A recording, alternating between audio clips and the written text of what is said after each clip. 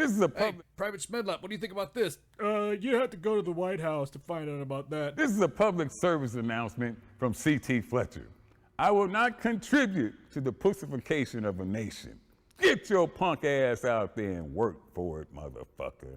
Can't be distracted. What's going on with the war? What's wrong with the economy? Stop worrying about that. I got that under control. Just focus on space, nigga. The United States of Space. WTF Nation Radio. WTF Nation Radio. Because I ain't stopping at the moon. Write this down. M-A-R-S. Mars, bitches. That's where we are going. Mars. Red Rocks. Yay, yay. The voice of U.S. Army. WTF Moments. This is WTF Nation Radio. Let's roll.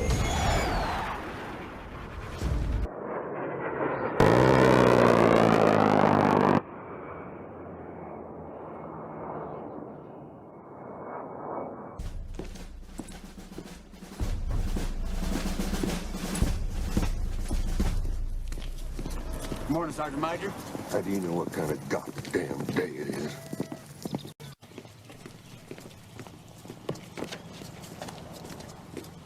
Beautiful morning, Sergeant Major.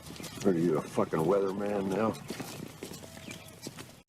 You're listening to Sergeant's Time on WTF Nation Radio. At the bottom of the ocean. I'm at the bottom of the sea. I'm going downtown to Space Force, bitches. Sorry, guys. Welcome to WTFNationRadio.com's Sergeant's Time on this 21 June 2018, broadcasting live from the WTF Nation Functional Veteran Center of Excellence. We got them space rocks, son. Red rock, yay, yay. All right, what's going on? Tonight, if you guys want to call in and shoot the shit, go for it. I don't care. Give me a buzz. Give me a call. Give the station, give the nation a call. Broadcasting live to about over 1 million followers. 415-889-8367. Call, shoot the shit, let us know what's going on. A lot of news going on today, a lot of stuff. I really am getting fucking pissed off with the media. So, where do I start? Okay, so, of course you would fucking call Branko. Hey, Ice, what's going on? You want some chowder? I know you're gonna fucking call. I know you're gonna call. Anyway, sorry, my bad. So Space Force update. No shit. No shit, there I was. The Air Force is against Space Force, along with Mattis, because they feel that there's already, it's already there. Like the Army and the Air Force already have said commands that handle space. So they think that that's it, that they should, that's it. That there is no need for, because there's already individual space commands. And that's what the Secretary of the Air Force said, according to the Los Angeles Times. Now, I clearly remember that speech. That it will be the Air Force and the Space Force. Separate but equal. An entirely sixth branch of the military. Where, Department of Defense and all you chiefs of staffs and secretary, where are you getting through your heads that you are being directed by the civilian leader of our armed forces? That's why they call him the commander-in-chief. Give the man his red rock. You can't sit there and then discuss it to the LA Times. Oh, well, we already have a command for that. It's called Space Command in the Air Force. It's called Space Command in the Army. Then that's not what he said. He wants a sixth branch of service. So everyone's going to have to fucking face the fact that there is a sixth branch of service. Don't stonewall this dude on this. You already see what's happening. People have had complaints about how he is dealing stuff with the immigration situation with the kids down at the border, yada, yada, yada, yada, right? And so they said, well, he needs to go ahead and, he needs to do the right thing and go ahead and have his, he needs to sign an executive order so these kids will not be separated from their parents when they get detained. Well, the president seems like a reasonable man. He's like, well, fuck, I need to do that. So he signs an executive order keeping kids from being separated from their parents when they're detained at the border. And then everybody goes apeshit because he did it. Clearly 72 hours earlier, they were calling him the biggest piece of shit on the planet. Because, now look, take this motherfucker seriously. He will fire your ass. Not only will he fire your ass, but he will make sure that you're on blast on TV in the world that he fired you. Or he'll tweet it out first before everybody else knows. A sixth component. Now, I'll tell you what. The memes that I have been seeing on Space Force is awesome. If anything else, I think everybody the exception of the Air Force, because they get so fucking butthurt when they think that they own space. When actually it was NASA that flew their asses up there. I honestly think that I have not seen such motivation, because this is not, we're not talking about Halo. We're not talking about Space Marines. We're talking about a legit military branch that is all about space. Red Rock. Space. Sorry, somebody reminded me about the Dave Chappelle. You guys want to know where that guy got that skit from? It was from the Chappelle Show back in 2002, 2003, where he was Black Bush. And he even said, y'all motherfuckers are worried about the war and the economy. I got that shit. The United States of Space. Little did we know that Dave Chappelle was going to predict the future about the Space Force. Uncanny. God damn, Branko, do you really have to type all caps? Shit. Just like, holy shit. I see you, Branko. You don't need to scream at you. I want to join Space Force! Sorry. That's what it looks like when you guys type all caps in the freaking chat. That's what it looks like to me. Oh, I'm in space all right. Totally. So anyways, the Air Force, the Secretary of the Air Force said, we are against this. Why do we need to have... Hey, you're not supposed to be against it. You're supposed to be following your orders like everyone else does. You just can't pick and fucking choose. Did I like the last administration serving in the military for being elected? No, I didn't. But I didn't sit there and act like a bitch and go, oh, well, I guess we're just going to go ahead and be against this. No, you have to follow orders. Follow your orders. Sorry, USAREC, you're out of this game. Ain't doing it. Space Force, I think it's awesome. Personally, it's a little, fuck, man. I wish, now I can't. I'm at the end of my tour just about of my military career. And I can't Space Force it and shit. Damn. Everyone's worried about, you're right, Pooks. Everyone's worried about budgets, but you know what the thing is that I think he's starting to look at all the budgets today. The Director Mulvaney, I thought it was the Office of Land Bureau Management. Anyways, the Department of the Interior. He was on the cabinet. I don't know if you guys saw Fox News today, because they were all talking about all of them. I'm flipping through the channel, like I said. Every time I flip the channels, and when it comes to anything about the president, they're all speaking the same line. Hell, Disney's about ready to buy Fox News, so you're all going to get fucking indoctrinated. God, I feel like this is a J-rated show already. You're going to get indoctrinated. So, hey, it's a good question, Trevor. I will in a second. Let me finish my diatribe for a second, and we'll totally discuss that. Let me go ahead and pin that comment on there to the top right there, and that way it can remind me. So, anyways,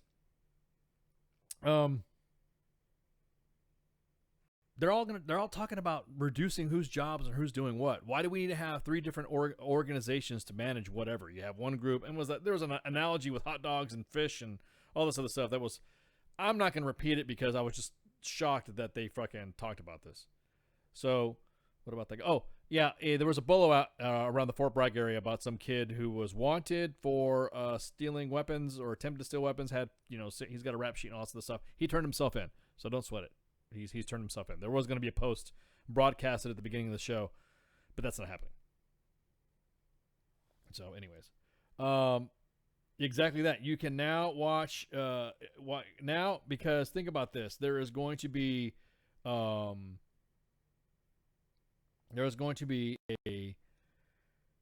Fox News being bought by Disney. Disney owns just about all the major networks. So you think you're gonna get indoctrinated. You're gonna get indoctrinated. Sorry. So anyways, so flipping the channels and I'm watching this and I see Director Mulvaney stand up and he had this like thing, and everyone was kind of laughing at him because he had this stuff. Then he just like took over the meeting and just started discussing about what was going to happen, what needs to be changed. This new fan and dangle method of I have no idea what you're talking about, the hot dog water deal. You're gonna have to catch me up on that one. Or maybe I shouldn't ask. So I'm Joseph. Oh, hey, what's going on, Dio? What's going on, Joseph? What's going on? What's up, Holly? What's up, Katie? What's up, Tyler? Of course, what's up, Branko? What's up, Casey? So he's getting all these cabinets put together. And he's doing a lot of reduction in size of government, which should happen. It just so happens that when he wants to do something, everyone says all of a sudden he has to go to Congress. When just 72 hours ago they said all he has to do is sign an executive order, and it's almost like he calls them on their bluff. All he's got to do is sign an executive order, and those kids can be written out with their parents. So he signs an executive order. Oh, no, you can't do that. Dude, why can't he do that? Because then all the parents are going to be in jail. Then all the parents, them families shouldn't have crossed the border illegally, but it just me. Just saying. Just saying. Just throwing that out there. So, anywho. All right. So real quick. Yeah, so we've been going back and forth about the space. Oh, and there is another WTF thing out there. I don't know if you guys notice. That's and like within the last 72 hours has been picking up some traction. There's some geeks out there that have created U.S. Space Force WTF moments. So real like geeky shit. So if you got some Space Force memes, I said Space Ghost, didn't I? Did I say Space Ghost just now? God, Space Ghost was a good show too. But if you see Space Force memes or you have Space Force memes, of course. They had a pretty cool fucking little video and everything. God, they're badass. So, anyways, going back to Trevor's question. You know, this is good. If you guys want to ask a question, throw it in there in the chat and I'll answer them up. So don't forget to go check out Veteran Support, War Horses for Veterans Foundation, and then, of course, U.S. Space Force WTF Moments already tagged and inside of the post that you're seeing right now. Then I have to go check it out. Can I talk about the shitty barracks condition video and why the Army isn't fixing them? And you are in condemned barracks with as you type. Well, Trevor, glad you mentioned that. So glad you mentioned that. The studios actually were pissed off first about the fact that they were getting vertical videos. First off, stop sending the studios vertical videos. It takes some time to do, and then for them to adjust for whatever their fucking programs that they're working, it'll distort the video and distort it. So I don't know, there's some videos you see look like they're kind of cut off and all that. They're zoomed in or whatever. It's just poor quality. So they've been deleting a lot of the videos. But they said this last batch of barracks videos that have been fucked up. I mean, they're pretty fucked up barracks. There's animals growing inside, fucking hallways and shit, transient barracks and all this other stuff. Well, the studios have asked me to tell you guys, to ask upon you, is to go ahead and send videos in to video@armywtfmoments.com, and they will make compilation videos just like they did with that other facilities and barracks video. All you got to do is say, please film in fucking landscape horizontals. I'm tired of fucking hearing about that shit. Send in your compilation videos to video@armywtfmoments.com. And then just write whatever you're building that you're serving, that you're working at. It could be a hangar on Hunter Army Airfield, or bathroom at Robert Gray Army Airfield, or barracks at 1st Cavalry Division, or my hotel at government or housing or something like that. Start laying it out. Tag it with the appropriate fucking place and where it's at. You don't have to leave your shit. Don't worry, the video guys are pretty good at adding anonymity to your stuff. And then they will do another compilation video. That video that was sent out by the studios, over like 50,000 views, to the point where there are other individuals to outside. I'm talking about the Army leadership looking into it already. So if you have those type of videos that are out there, please, of course, on top of the fuckery that you sent already, send it. They will be more than happy to say it. I mean, granted, if you notice, there's some videos that look like they're kind of dated and all that stuff. Some of them videos that are there were the reason why is because they were either involved in a non-commissioned officer academy, and so they had to wait till graduation. Because what they don't want to do is they don't want to post a video and then fucking graduation's about ready to happen. Believe it or not, the Sergeant Major's Academy, same thing with videos, same things with shit they fucking people have sent in. We want to preserve and protect the WTF Nation, and you guys are sending us. It's not like you guys are lying. You guys are sending us legit shit. So please send them in. We don't care. At video at armywtfmoments.com. And they'll be more than happy. You send them fucking horizontal video in, most motherfuckers a vertical, where it's like, it looks like you got fucking blinders on. Dude, they will fucking go nuts. They'll just delete videos. There's no words on it either. No music. Let them do their own shit. You guys provide the content, they'll assist you. They're professionals. They know what the fuck they're doing. So when am I going to the dark side? ICS. Are you saying ice? When am I going to the dark side? What dark side are you talking about? I've been on the dark side. So what are you telling? Tell me. Talk to me. No, the nerds that work with videos can't work with the shitty videos that you send in. That's like asking them to set a fucking Ford Pinto up for drag racing when you're providing them a Ford Pinto. That's what it is. They're professionals. They know what the fuck they're doing. And they've been doing it for a while. But yeah, you're right. Becoming a civilian. Oh, don't worry about that. You guys will know. You guys know about a lot of stuff about me. I told you guys this year's going to be packed to the brim of you guys getting to know me. That'll be fun. But anyways, yeah. So people are noticing. Usurek videos and all that. Again, stop with the vertical filming. Stop with the vertical. And then, if they can work with some of the vertical filming, I'm sure they've posted some shit up there that's been with vertical filming that we can't tell. Maybe they have, maybe they haven't. But they said they deleted so much shit. Not to mention the fact that they go over 50 to 100 videos a day that they get. Because, 100... when you have 1 million followers, you got a lot of videos fucking coming in. So, well, thanks, Del. Well, I hope Space Force.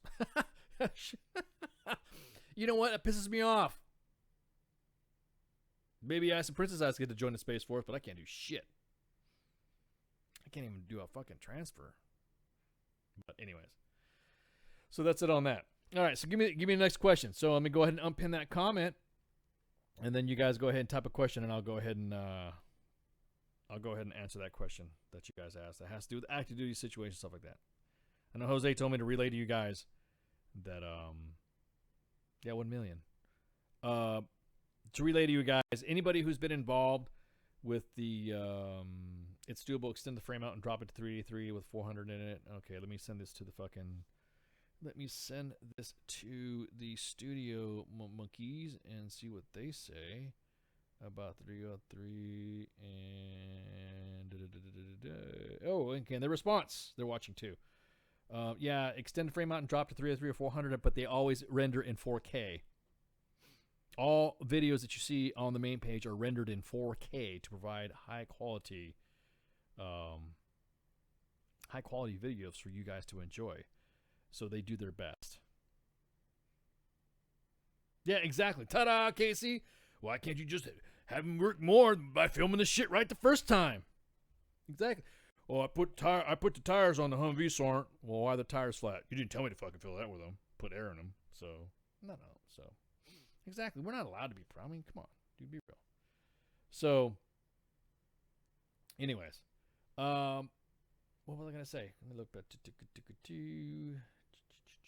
So, keep asking the questions. I know, like I said, I got no fucking nothing on the agenda other than was going to shoot the shit with you guys. Exactly that. High quality videos of excellence. Hang on, videos. There we go. Okay. The studio said that because all the videos are rendered in 4K, that's why when it renders in 4K, then they do this. Blah blah blah blah blah blah. So that's why they get. And then another one. One of them says, "Shut the fuck up. Just send us the right videos," like Casey said. All right, there you go. So just send in the videos. Video at armywtfmoments.com. Jose also wanted me to relay to you guys about the SRAP, which is the Special Recruiting Assistance Program. If you got Jose on him, just send Jose a PM at Jose Tamale on his Facebook page and also his WTF Tamale Jihad Twitter account, and he'll be able to provide you all the information. I don't know what he's doing. He's doing some shit. I guess he's gonna follow some people and follow the process to make sure that everybody who's involved in that recruiter program can assist in doing that. technology. I might as well just have the fucking studio fucking answer questions. Technology incompatible with the iPhones or Androids. Make sure that everything's up to 28 FPS, and make sure that you have high quality set on your camera. Blah blah blah blah. Droids work really good. However, iPhones are okay, but droids work pretty good because of their cameras. Okay, so there you go. I'm gonna have an Android and a fucking iPhone fight because the fucking geeks want to, shoot the shit. So, anyways, but there's a program that we discussed, over $25 million, and over approximately up until the 30th of September, there is a program where USAREC is having all the units send bodies to do like basically hometown recruiting. And what they're doing is they're tasking soldiers. They send up a request for tasking through the Army G3 out to the force. So basically, if you are in any of the 10 divisions or other outside brigades or MACOMs, then you will be tasked to support USAREC, and you'll be paid or whatever. Anyways, Jose sent out a diagram that should assist you guys in following it. He wants to know if you have already been tasked, and if you have, what part have you gone through and all that. There's also a hotline number on there that Jose is going to check. There's a help number that is on there that hang on, Jose is sending me something right quick. Yeah, there is a number you can check on there. Actually, there's a number that he is going to check. A call center that they have for this SRAP, this Special Assistant Recruiting Program. And the contact info, because, oh, darn it, shit, I didn't know this. Fuck, Jose, if you should send these earlier, I would have called them up before the show started. So the hours are from 0730 to 2000, 7 days a week. So for this call info, I'm going to put it out there online, 502-626-1284, if you're one of these soldiers to do this shit. So if you're stuck, Jose gave me that number, 502-626-1284. And the way it's supposed to work is that the Army commands submit their names for soldiers for this duty, and the control center has their information, and then they validate your location and your eligibility and contact info.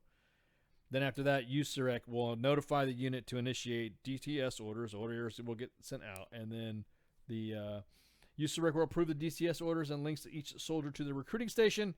And then, of course, if you're having problems with this through DTS, go ahead and call it 800-296-2989. Then you go to the home station, your department's home station, and goes to the recruiter help. Then you go ahead and do your shit. And then you do your little duty. You do your orientation and training, develop an engagement plan. You're there to tell soldiers their story to friends, families, schools, and community colleges, and gathering and local events. Because what better person to send out to be a recruiter than some kid who just got tasked by their unit? And once they're done with that, then of course you submit to the voucher, and then hopefully they'll receive payments, and of course their crazy ass awards that they'll get just for doing recruiting shit. What's that? What was that about Star Wars? Oh, go back to that Star Wars comment. What was that? Go back. I can't even say which branch he should sign up for to recruit for. Space Force. Man, I tell everybody to join the Space Force. Why not? What's wrong with joining Space Force? Didn't say what branch. Yeah, exactly. And it would talk Star Wars. See, that's the thing. Somebody asked me if there's a difference between all this and why should everybody care about this shit. Think about it. I'm not going to jump on what Jay Rady's going to talk about on Saturday.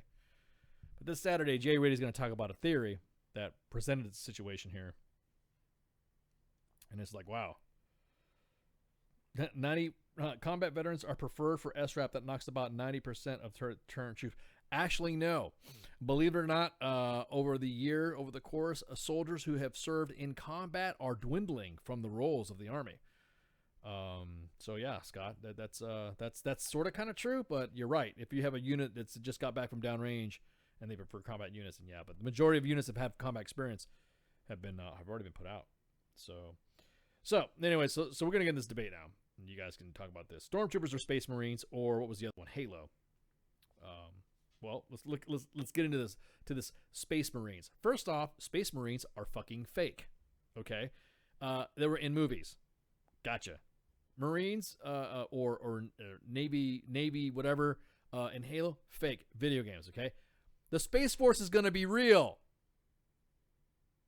Stormtroopers are pretty true, but they were Nazis. They weren't they weren't part of the Galactic Empire.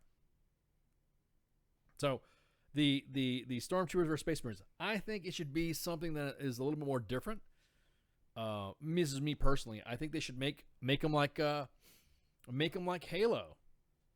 Make them like I don't know. Get their weapons a little bit fucking G to G when it comes to some shit like that. Because one of my biggest concern is that you're dealing with space and you have to deal with some individuals that need to be pretty fit. The term big boned would actually apply due to the fact of weightlessness, what it does to your bones and muscles. Actually, if you were fatter, believe it or not, that fat burning would actually do you a lot better in space than you were if you wouldn't. Now, however, I don't know if you were kind of healthy or chunky or something like that, I guess, but not like fat obese, where you were like spilling through fucking your uniform or whatever you're sitting in weightlessness. And the sergeant swears. The sergeant swears what? Damn right I swear. This is sergeant's time. You can say anything you want. Anything you want, Laura. You can say anything you want. This is sergeant's time. Give us a call. 415-889-8367. I almost gave my fucking phone number. Shit. I fucked up. But anyways, kind of like the same thing. You have to remember that we're not dealing in video games and shit. We're not dealing in Star Wars and Aliens. I know Aliens, it seems like to me the more close representation of something sort of what we could possibly be in. Because if you saw the movie Aliens, I mean, check that movie out by James Cameron. That was the sequel to Alien. No, not Illegal Aliens. That was a good, I think would have been a good representation of what we would have to deal with in space. It would, I think it would be a good approximation. I think it would have to be built rugged. There would be no, you couldn't afford bullshit M4s. You couldn't have anything that has to do with, I mean, you'd have to have good weapons. You'd have to have good, good equipment. And the reason why the Air Force and the Army and everybody bitching about Space Command, and we already have our Space Commands. We don't need a Space Force, which is incorrect. You do need a Space Force due to the fact that some of the stuff that are competing entities. So you have a piece of equipment that the Army has to go through and buy and whatever. And then you also have to trust, like for instance, Boeing or something like that, whoever is making the F-35 today, giving them up to Turkey.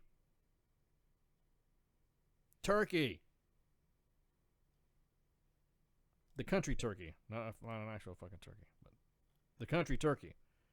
That's supposed to be our ally. That also bought Soviet-made fucking anti-aircraft weapons. So basically they're going to reverse engineer our equipment so that way Soviet equipment, you don't have to worry about it. Oh, snap. Katie dropping the fucking knowledge on that shit. Yeah. I will have to concur. Gears. Yep. I didn't even think about that. Yeah, that's right. It would be like Gears. So, Gears, Lancers. Fuck yeah, dude. Are we talking about the first Lancers with the bayonet attached? Or are we talking about the Lancers, the buzzsaw Lancers? You know what I'm saying? It's got the chainsaw at the end of it. I think that would be pretty cool. You're right. That actually would be a way fucking better than some of the pulse rifles that they had.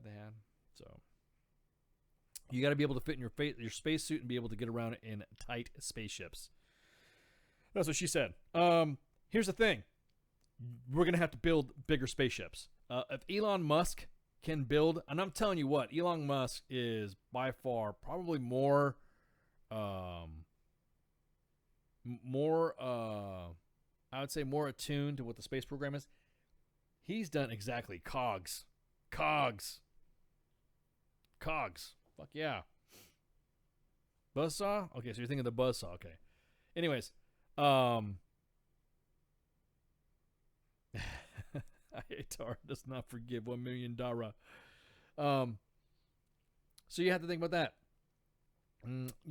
Elon Musk built an aircraft, spacecraft that was able to launch a car with somebody sitting in it into space, and then every piece of that equipment that was used to launch came back to port, or came back to its launch pad, or a pre-designated launch pad within accuracy within 25 to 30 feet upon landing.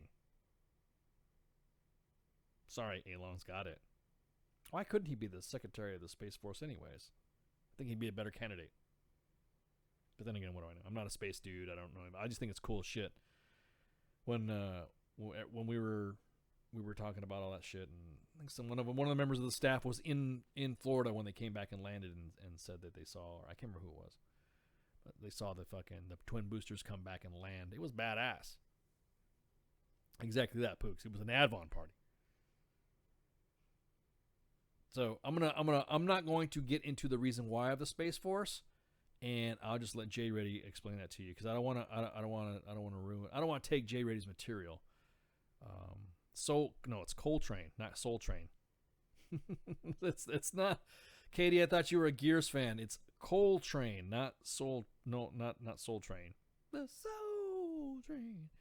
And he's Canadian. Who cares? Who cares? So he smells like freaking syrup and fucking bacon all the time or something like that? I thought he was South African or something like that. Who cares? This guy wants to be America. He is doing stuff for America. Fuck it, let's do it. Have Elon Musk. Who cares? So, again, don't get wrapped around the axle about that stuff. Yeah, I think maple syrup more, so doesn't matter. Somebody tell me what his nationality is, so I can get this right. I want to make sure that exactly coal. It's Coltrane, not Soul Train. Soul Train, Katie, is an old disco dancing funk series that went on back in Saturday. Like right after, it was like the ghetto version of American Bandstand. American Bandstand came on Saturday. Soul Train came on Sunday. And so...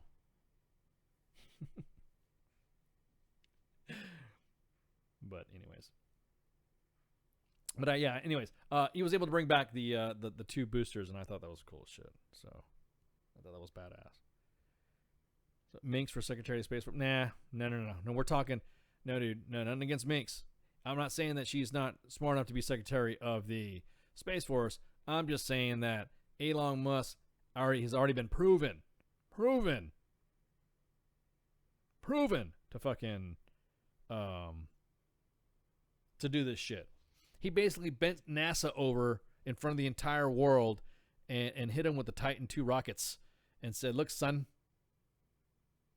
I brought my boosters back within 25 to 50 feet accuracy on the landing pad."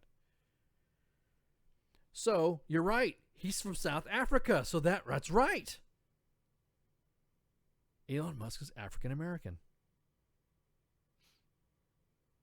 Does that qualify as African American if you're white and you're from Africa? It kind of like fucks everything up, doesn't it? Anyways. Oh, come on. You're not. Whatever. Me for Secretary of Space. Oh, yeah. Man, I could just imagine. That'd be cool. I wouldn't mind being on some of them test vehicles or something like that. Just to, today, ICE, we need to have somebody volunteer to test this new ejection system. Okay, cool. I'll do it.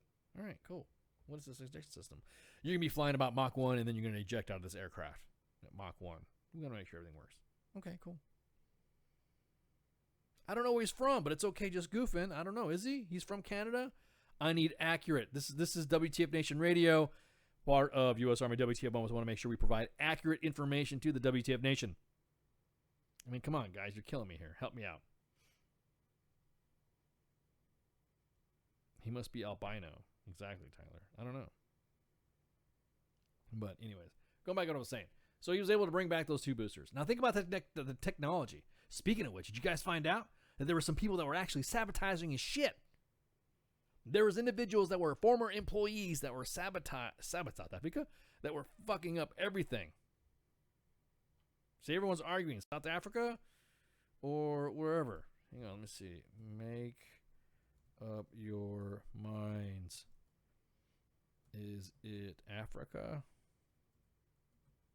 Can I say that? Can I say that on the air? Is it? Oh, I don't want people to get pissed off and say, I think this is Africa. Is it Africa? There we go. Oh, God. Hang on. There we go. There we go. How about that? Wow, what was that about the ice cream sandwich I missed? Shit, I need to fucking... Did my chat break again? Okay, well, make up your minds. Is it Africa? South Africa? But anyways. Yeah, exactly. Getting sucked out in the vacuum of space does scare the shit out of me too, man. I couldn't do that. Okay, today we're going to go ahead and put you in this aircraft with Pookie in the back, and you guys are going to eject about 50,000 feet, and then go ahead and use your chutes. If you float away, don't worry. You will slowly glide back down. Yeah, fuck that. His education is from Stanford and Pennsylvania. I'm the one spouting fucking fake news without checking my sources. I'm reading the fucking chat, Katie. Stop busting my balls and shit. Right, I read somewhere that he was from Canada. Come on, really? You gonna break my balls? Fuck. I'm just asking. I'm engaging the audience. This is an audience engaging Sergeant's time. We got to keep you guys in tune with all the facts to make sure this information is going out. We got to be careful though, because some people get butt hurt. So, I have to perform this show fucking, with some sensitivity. Check your taxes. So. Oh man, you guys are fucking hilarious. I love you. But anyways, so that was the deal with that. Okay, so that was my diatribe. Okay, so yes, the Fort Bragg sorter's been he detained. He turned himself in. So that's what's going on. Anyways, really, so all the stuff about this illegal immigration stuff, me and Jose were talking back and forth about this stuff. Jose's in tune on that shit, and he's got the Twitter, and I asked him for some of the streets and what's going on. He really doesn't fucking care for his status of his skin color or whatever. He's American. He don't care. With me, I kind of do care about more of the situation of us guarding immigrants on post. You've been on post before, or you've been stationed in Germany, and you have individuals that are holed up next to you that are from fucking his dad's restaurant that are not I'm saying you don't know them. Foreigners. I'm stationed in Germany, but like living in housing or something like that, and all of a sudden you're living out in the economy, and then there is a group of immigrants that are there. Yeah, I'm gonna say it. Shitholes. It's fucked up to say it, but I'm gonna say it. A lot of stuff to do. Everyone's talking about. So now imagine that coming on a post. Imagine having a bunch of immigrants. Hey, I'm sorry. They're coming in. They're detained, and they're going to be all living together as families. It sucks. You can get this downrange? Wow. You're downrange. Okay, cool. Well, don't say you're downrange. Just okay, cool. I won't say your name then. I'm glad you can get it downrange. But my point being is that using American soldiers to run refugee camps should only happen in one place, and that should happen in war, right? It shouldn't happen on our own soil. It shouldn't happen in our own military installations. Everyone says that it's going to be a contained event. You won't even know that they're on post. If you want immigrants to have the impression of the United States being like in a fucking, like they're in Gitmo or something like that, in like Fort Polk, Louisiana, in that fucking heat and shit, some of them really are legit fucking refugees. Some of them are. Some of them aren't.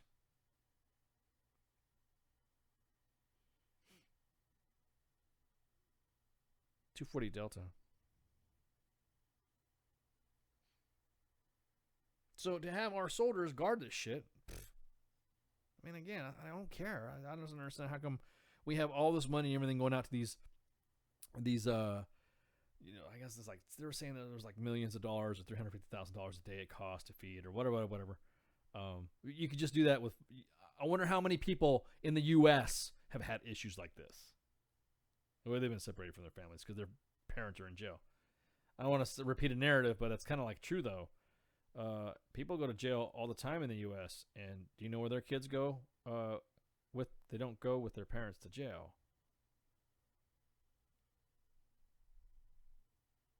So the biggest thing is that you have now. I'm going to say this. I have members of my family that are on the border right now, and the way they're processing them, they're going to be able to do that. They're going to be able to find out because what they're doing, I think, is pretty ingenious. So the same way that we were tracking people in Afghanistan for humanitarian assistance and all this shit in Iraq, they're doing it down on the border. How about that? Not to get into the specific systems of what they're doing, but now they're using that type of biometric data. So you can't sit there and say, oh, is that person your kid? And that's what's happening. Later, Tyler. Always, man. Always keep the sunny side up, brother. Oh, I raise the hammer up, son. Then I bring it down. Yeah, exactly. Everyone says I'm callous about this shit. I'm like, fuck. As I said before, once you guys start to know me better and you hear my story, motherfuckers ain't got shit to complain at all. First generation immigrant right here. I really don't fucking. Barking up the wrong tree. Arguing this bullshit with my fucking citizenship behind my back and all. Nah, I'm not gonna fucking say. I will say that. I will say that it is your fault that if you're gonna bring your family, like I said before, you're gonna bring your kids. 10 kids. Yeah, over 10,000 kids came. I was about ready to say that, Pooks, by themselves. How can I be Heinz 57 if I'm a first generation immigrant? First generation American. How can I say that? You're 57 Heinz. No, I'm not, actually. I'm half of two cultures. My point being, though, is that I brought this analogy up before anyways on the show. It was a Monday edition. Maybe it was Thursday. That I don't bring baby ice with me to rob a bank. Because first off, he'll shoot everybody. He don't play. And then take a diaper off and fling poo at everybody. And second, I wouldn't risk my kid or kids in an expedition or an event that would place their lives in danger. So, for you to do that, you're selfish to your kids. Your kids don't fucking know what's going on. If anything else, how could you give up your kid to some stranger to cross them over the fucking border to hopefully they meet somebody? Yeah, fuck that. You're right, Laura. We are. All of us are immigrants. Straight up. I agree with that. 100%. 100%. One fact way or another, we had came from another lineage that brought us here legally. Legally. How could you say it's illegal for them to do that and legal in another event when they commit a crime? It's going back to saying about how fucked up the Congress is. I don't even know what the fuck's going on. And exactly that. It's now reported, new report, that 80% of the female migrants that have come over are raped. It's fucked up, dude. Nobody gives a fuck about it. So, anyways, I really don't like seeing the crying babies and stuff like that in the middle of the fucking desert. Because, my heart goes out. Fuck. Heart goes out to say, God, how could you be so fucking stupid to bring your fucking kid over the fucking border to where now I got my soldiers guarding them on Fort fucking Polk. And I'm looking at them dead in the eye and they're crying and I can't touch them. Dale, not me. I'm all white trash. I love it. Yeah, exactly that. Exactly. Great point, Pookie. I'm going to pin that comment. Let me as an American drag my fucking kid across the fucking desert. What would happen? What would happen? You'd get fucking CPS called on your ass. Hell, you get CPS called on you for everything right now. I want to reveal some cases of PERSIC of mine, but on specific events. Just by the way I hang out with my kids. teaching them combatives and some shit. He's assaulting a baby. Motherfucker did the fucking suplex on me and did the DDT. Of course I'm gonna fucking. No, I'm just kidding. Exactly. Parents are sending them. I can't fucking help that. Why the fuck? Why does anybody get any shit? So it's one of those common sense things. As yourself as a parent, if you're gonna do something like this, would you send your 1-year-old kid? Would you send your 1-year-old kid to a complete fucking stranger, give them up to $4,000 to cross the fucking border, possibly not making it? Who knows what's gonna happen to that fucking kid? And by any chance not make it the trip. Fuck that. First time listening to us, Goof? That's what I'm talking about. That's welcome to WTF Nation Radio. Welcome to Soren's Time. This is a active duty.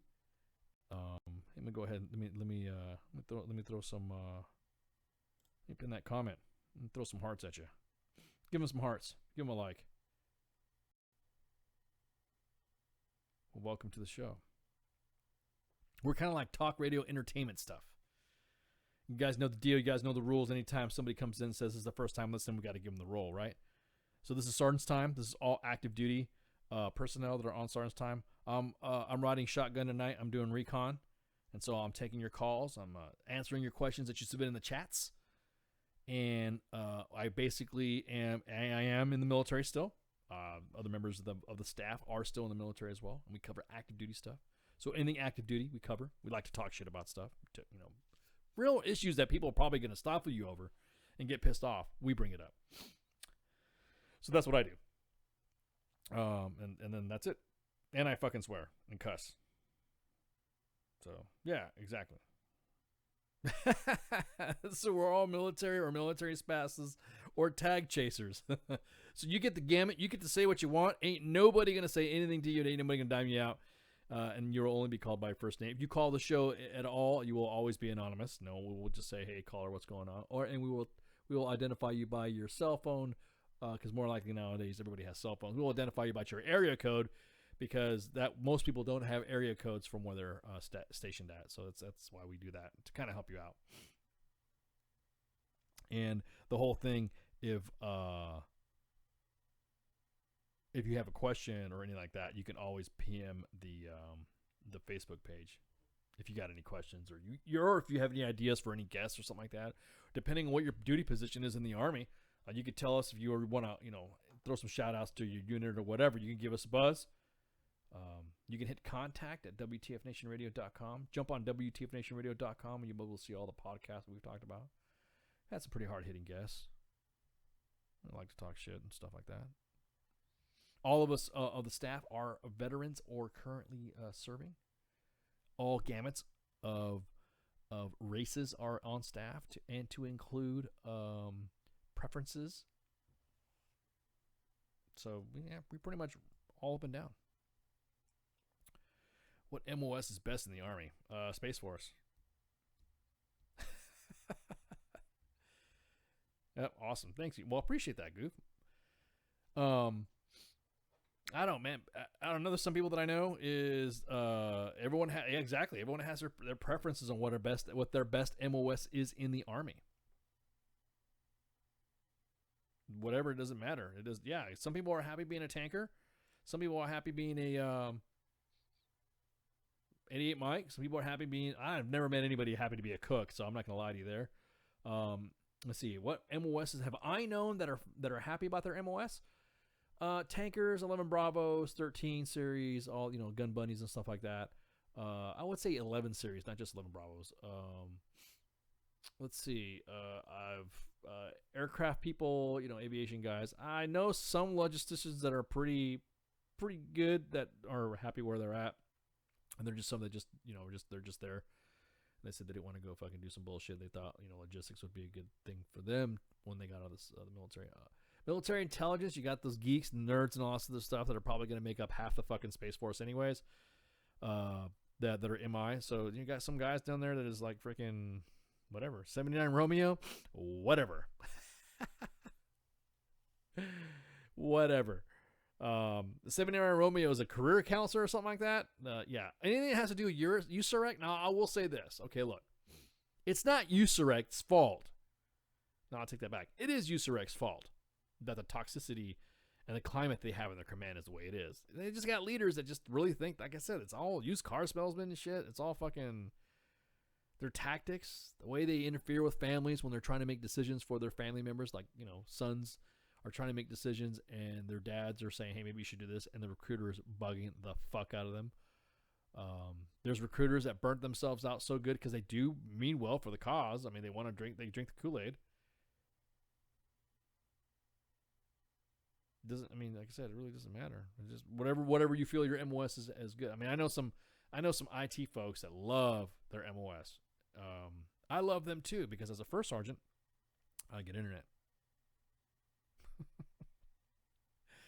There are people that you don't piss off, and that is Supply, S1, and now the S6. They're the new hotness when it comes to what is a good MOS. Because I'll be honest with you, there's some stuff where I need to get a hold of everybody. You know, I got 15 ex-wives and child support and court dates and shit I got to handle. So I just can't be bullshitting with no. I gotta have my comms. If you don't have commo, you're just capping out. So it would depend. Like I said, I never met a cook that was fucking happy with what they fucking do ever. I've always known cooks that are fucking angry and pissed the fuck off. What about this? No, I don't know about. See, there's some emotions you're throwing at me. I don't know. I've only been, you know, remanded to, you know, the East Coast, the West Coast, Central, United States, and Europe, and then of course my deployments is what I'm familiar with. So, anyways, I'm gonna take a break. Fuck you guys. You guys talk a lot. You guys talk too much. No, I'm just kidding. Keep throwing the comments in the chat, and also if you got a question for me. Send it to the drop it in there, and then you know, maybe, you know, the guys in the staff will check it out, and then they'll throw it in my inbox or whatever, and then you guys will be able to check it. Too easy. So let's take a break and Space Force shots. WTF Nation Radio. WTF Nation Radio. Take it from me, Ice. You can't just float around space not caring about stuff forever. The voice of U.S. Army. WTF Moments. This is WTF Nation Radio. Shit in the bag, Pogue.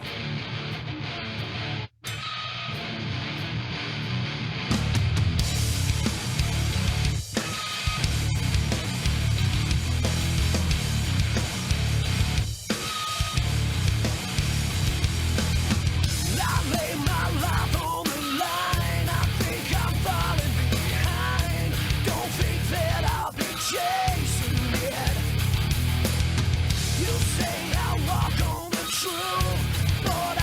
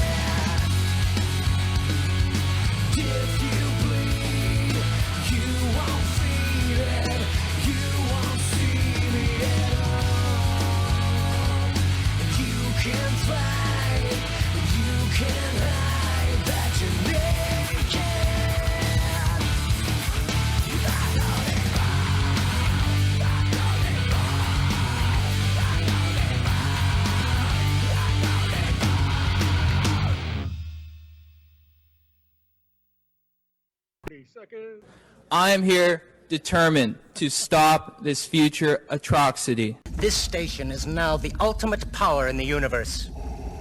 I suggest we use it. The voice of U.S. Army, WTF Moments. This is WTF Nation Radio. I find your lack of faith disturbing. Good evening, boys and girls. This is Tim Kennedy. I'm a Special Forces sniper, a Ranger qualified Green Beret, a UFC fighter. Please listen to us and the shenanigans that we're going to say. We will insult you.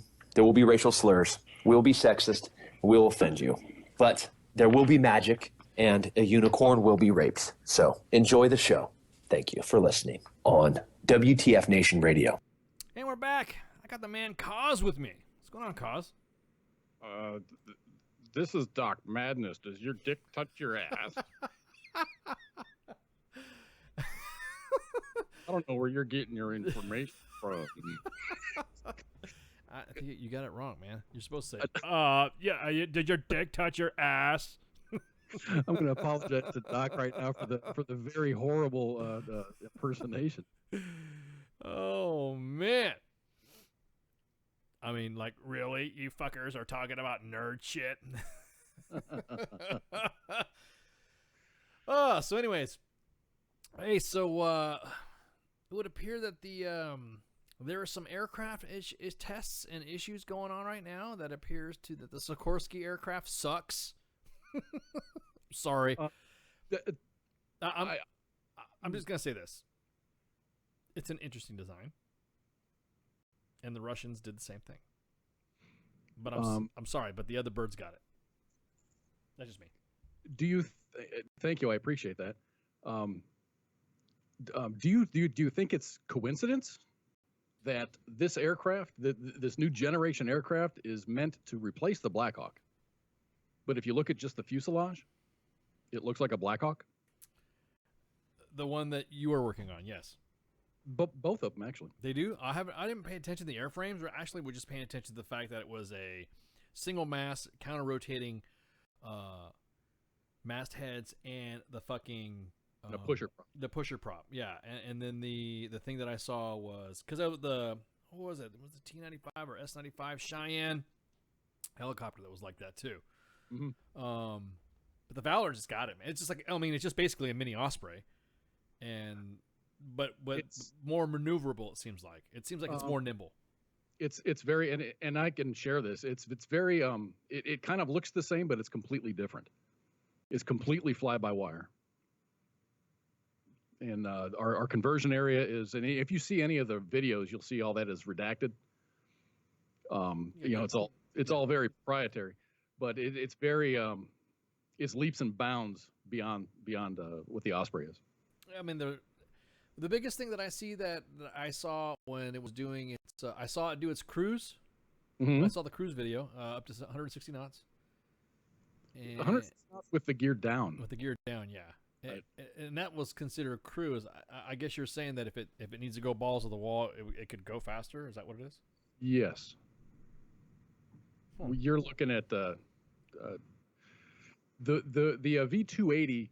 is a smart name for it because it'll go 280 miles an hour. Damn. Easy. Damn. Well, I mean, don't you have to worry about shear force from the torque, or do they counter? I don't even see how the spin rate is on that. Are they counter rotating or opposite rotating? Okay. Yeah. Usually, because there's torque issues if it's the same. Yeah, it's a very able aircraft. I work in the flight engineering in the research lab, flight research, and we simulate everything. So we know what it's going to do before the pilots even get in the aircraft. And everything that they experience on the aircraft, we compare to what we see in our lab, and it's right on. That's awesome. Like I said, I saw that when I saw the other video with the Sikorsky model, I was like, wow.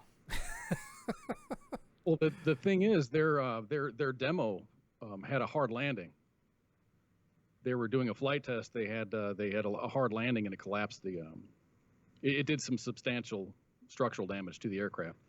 So I don't know if they're going to fix that aircraft or if they're going to go with their actual.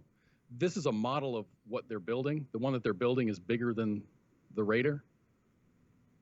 Wait. Same thing. It's the same thing, but it's a little bit bigger. So then why did you just build the full prototype? I don't know. That's weird. That's very odd. But it's the thing is Lockheed Martin is involved. They run they've designed the avionics suite. So win or lose, Lockheed wins. Oh, okay. Lockheed's done the avionics for both Sikorsky. For both Sikorsky. Yeah, I was about to say. Oh, okay, I didn't know. I mean, I guess it makes sense.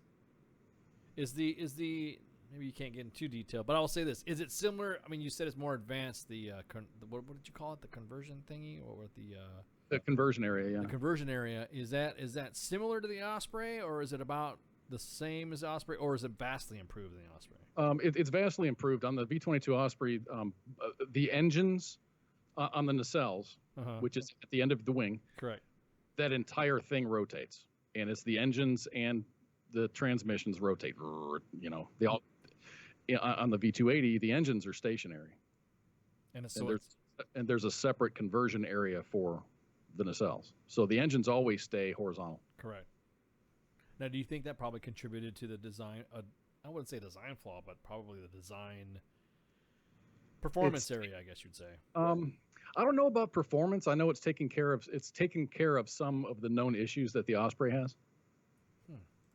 Yeah, I saw the video on that shit. I was like, oh, that's badass. It's going to 160. And then there was another one that's like, okay, here's the Sikorsky one, and I was like, you got to be fucking kidding me. That's the best they can come up with. I'm just saying. They're both remarkable aircraft. Yeah. I like my team better than their team. Of course.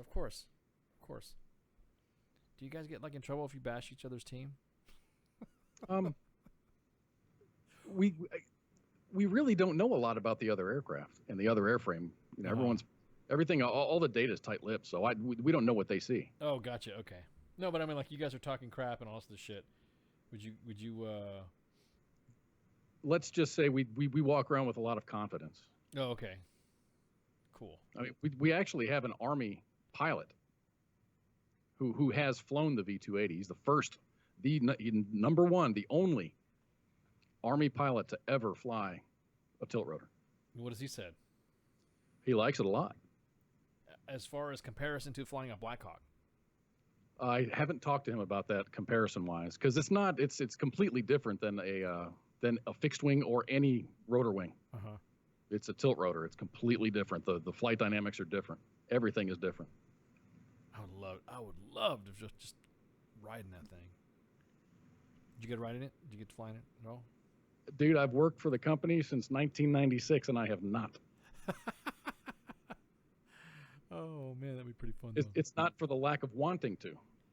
It's just that they don't need you there or something like that, or do they get mad when you say you want to get on there, or there's no need for you to be on there? Exactly, there's no need for me to be on there. Oh, okay. I've flown every other model. God, I'm hating right now. Hate. So, anyways, well, glad you could join us. We were talking about Space Force stuff and all that, and talking about the. I mean, actually, think about that. Think about that aircraft that you just, the V-280 could be a good recovery vehicle for any astronauts or something like that for Space Force. Well, sure. You know what I mean? Because they use a lot. And not to mention the fact that can that thing work in a vacuum? You know what I mean? I wonder if it would work in a different type of atmosphere. Well, if there's nothing to push against. Correct. If there's no lift. Yeah, you'd have no lift. So you'd need to have jet engines. So jettison your rotors and then. Yeah, exactly. Put a little. What about an X-wing? Okay, first off, I don't believe in supporting terrorism because rebels are terrorists. They believe and follow a fundamental religious individuals into battle, only for those same religious people to all of a sudden say we're not soldiers. So yeah, you must saw that. Huh? Go ahead. No, I'm just saying. I'm just looking at Katie's comment with her. I mean, you made an X-wing. No, not X-wing. Now, in its mechanics, an X-wing would probably be pretty badass to fly. I was looking at the X-wing because I saw it was a picture of it was like a refueler, and there was an X-wing underneath it. Yeah. This is on the Space Force WTF, And I'm thinking, I'm like, there's not really a lot of room on that aircraft for fuel. No, there isn't. Where would you put it? I mean, the wings would be out of the question. The fuselage, you'd fuck up the weight and balance. And it's mostly engine in the rear. Correct. So you don't want to be too ass heavy. That's a good point. Where would you put that? So, yeah, exactly. So, yeah, fake. It's magic. It's magic. It's movie magic. You know, I was thinking about the Space Force thing. They're going to have to alter the PT test. Because you could pretty much do push-ups for days and not get tired or fatigued. Well, that's what I'm saying. What type of, I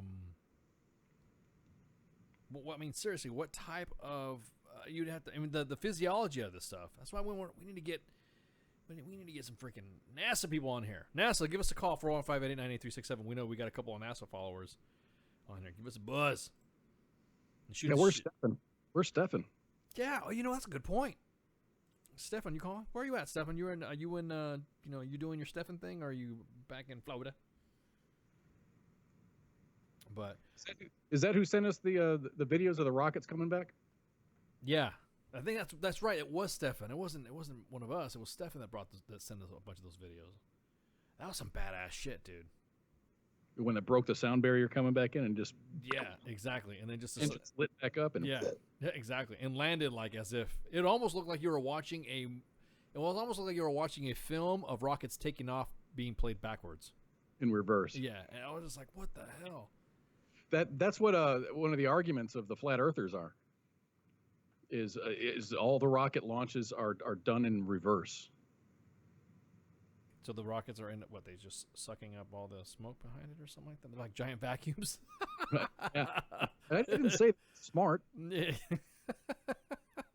Or flat suns. People who believe in the flat sun theory. God, this whole space thing's going nuts. I love it. What do you think? Do you think that the president's office fucking rocker about this shit about Space Force? I've got a different take on it. I don't think we're going to have soldiers in space. I think we're just going to, and this is against the treaties that we've signed, is not to militarize space.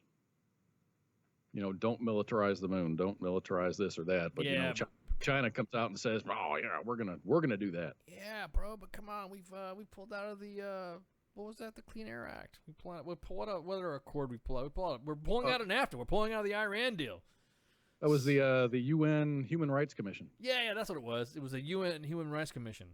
Then the people who were in the commission, you know, from Iran and Syria and you know, those countries that totally are in about South Africa. Yeah, South Africa. About human rights. They're pissed off about us pulling out of a Human Rights Commission. Well, because they're some of the greatest molesters of the entire group of people there. Their countries are horrible for human rights. Yeah, exactly. So I mean, I don't see why not. What's wrong with having a little bit of America first for once? You know what I mean? I'll be honest with you, America's like that tired old person that's been just doing the same work over. We're Unforgiven. We're that old man in the video, Unforgiven. That's what America is. It's time to be leaders. Yeah, exactly. And leaders, exactly. You know, how far would you get as a platoon sergeant if it's like, all right, guys, I need all of the squad leaders' opinions on what we should talk about today for sergeant's time training. No, you make a decision and you go with it. And be damned on whose opinion will sway it. Mm-hmm. If there's an opinion of something like that, that's something you're trying to teach for your soldiers to survive in the battlefield, you just tell the you got a comment, huh? Here's a 2-quart, and I want you to do fucking flutter kicks until I say that this is done. You don't sit there and argue with. You're right. We do need to be a leader. I just feel like we have to fucking apologize and feel sorry for everybody. You know, I don't know. Maybe I'm tired of being fucking charitable, I guess. Really, the last time that the United States ever experienced this kind of leadership was Kennedy. Yeah.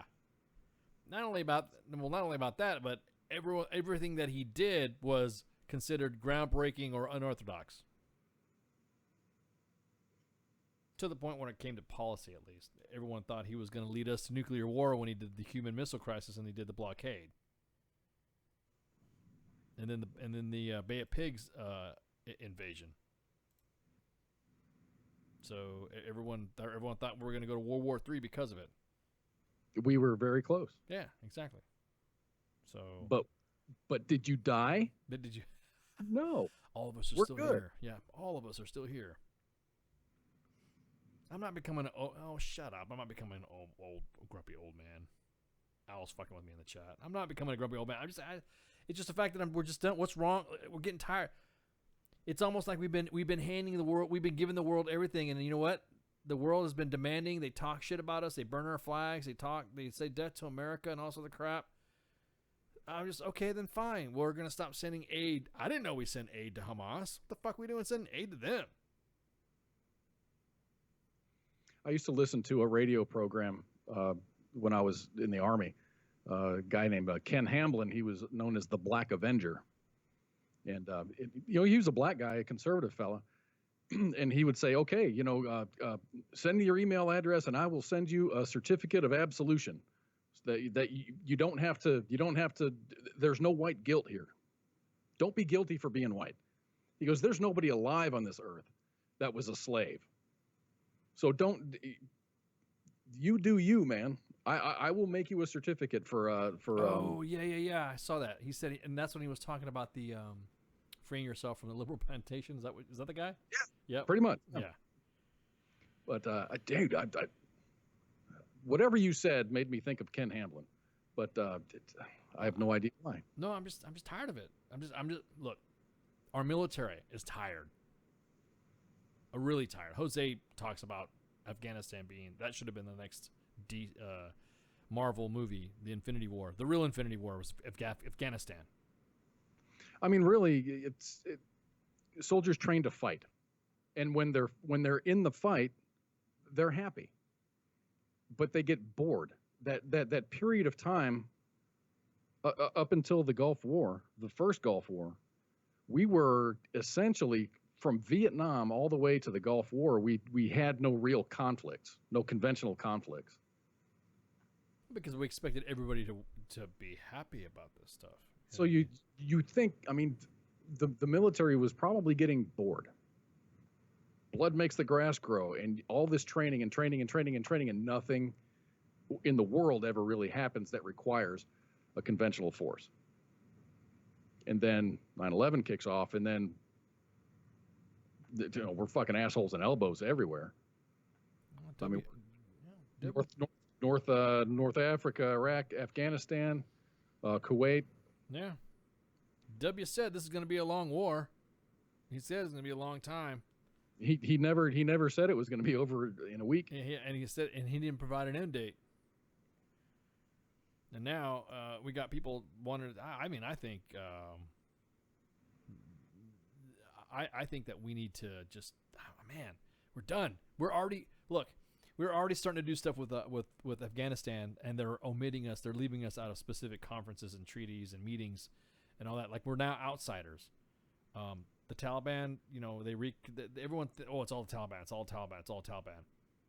When it's not, it's tribal elements amongst each other that we have now well armed, or they have taken arms against each other, and now we're just in the middle of tribal shit again.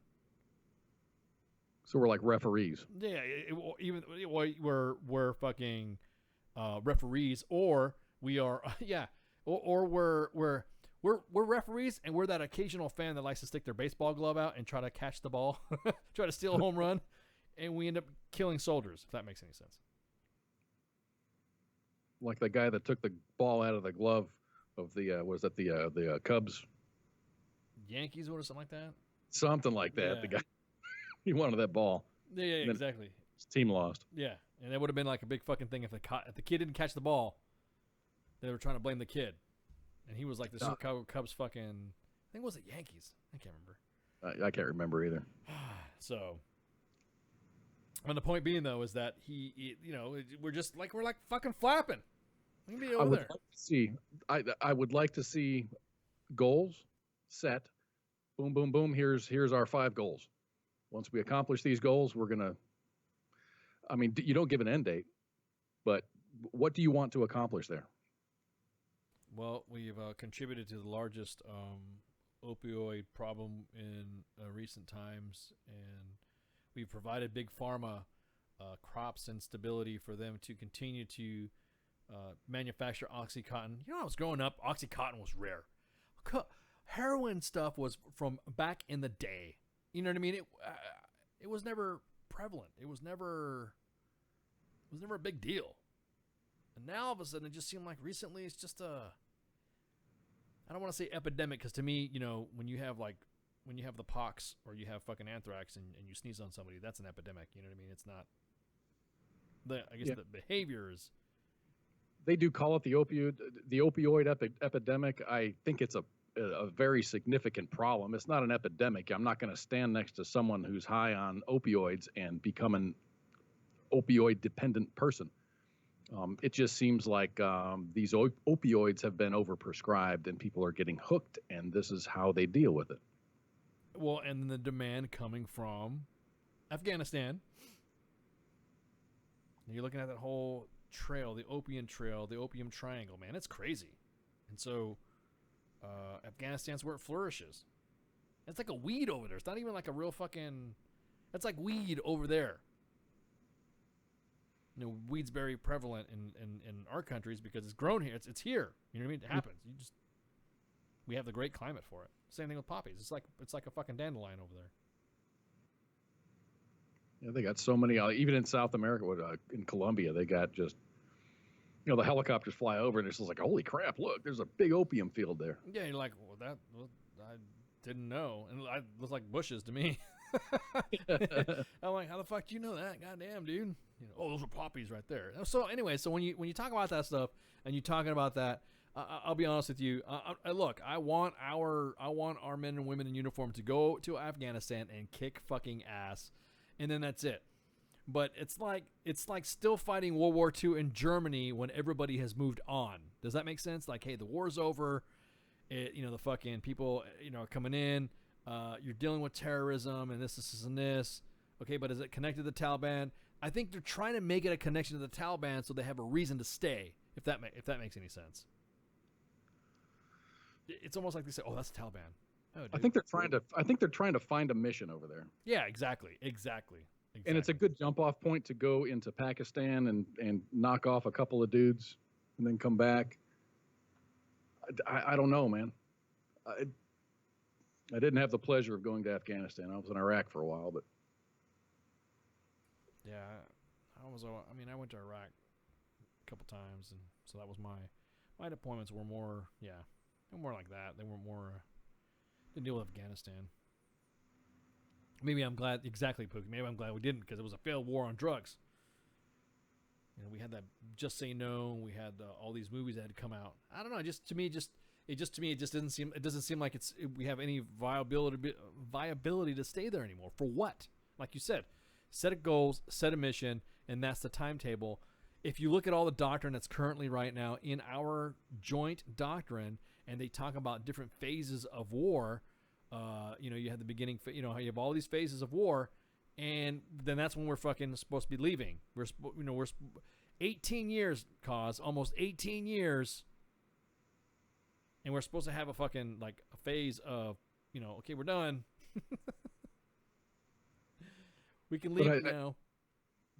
And I think that if we do draw down, if we do have a drawdown, let's It's okay. I don't know you, so I'm not answering you. You've got a country, you don't know who's your friend and who's your enemy. The person who says he's your friend will become your enemy if the enemy pays him more. It's just there's really no loyalty there. That's what I'm saying. It's all intertribal. So as soon as somebody their neighbors fighting against each other, and you have an issue with your neighbor, even though we have no affiliation to any group, and you have an issue with your neighbor, and I'm your neighbor that lives across the street, and you have a neighbor to your left that's pissing you off, and then the neighbor that's pissing you off on the left side of you is walking around with a gun. Me and you shoot the guy to defend ourselves because I see this happening. Bam, we're Taliban. Nothing to do with what fucking Taliban is doing or ISIS is doing, but that's the way they're seeing it over there. Oh, that's Taliban. No, dude, they've got an argument. We just give them better weapons. The thing is, our guys are getting killed with their own weapons over there. Exactly. You go and you support a group of people, and then they end up getting paid more by the bad guys, and then they turn their guns. It's frustrating. I don't know all the details. I wish I did. I'm a spectator as far as that goes. Yeah, exactly. Same here. And it's frustrating. It is really frustrating. I wouldn't be surprised to see President Trump lay out some goals to end the conflict, to end our participation in the conflict. Yeah. That conflict has been going on for a lot longer than 9/11. Yeah, exactly. They just happen to the outside parties just have had taken advantage of the lawlessness in the situation there to do that stuff. You know what I mean? I mean, give them a year to get their shit together, so a vacuum is not created, and then leave a contingency behind, some advisors, and then get the rest of our guys. That fucking sucks. I hate every time I hear a buddy of mine. Yeah, I'm going to Afghanistan. I'm like, fuck. All right, dude, be careful. That's all I can say. You know, I just can't see what. I just can't see the use of us there. How about that? I just can't see the use of us at all being fucking involved or having to do with anything. I feel sorry for it. It's like you're going over there.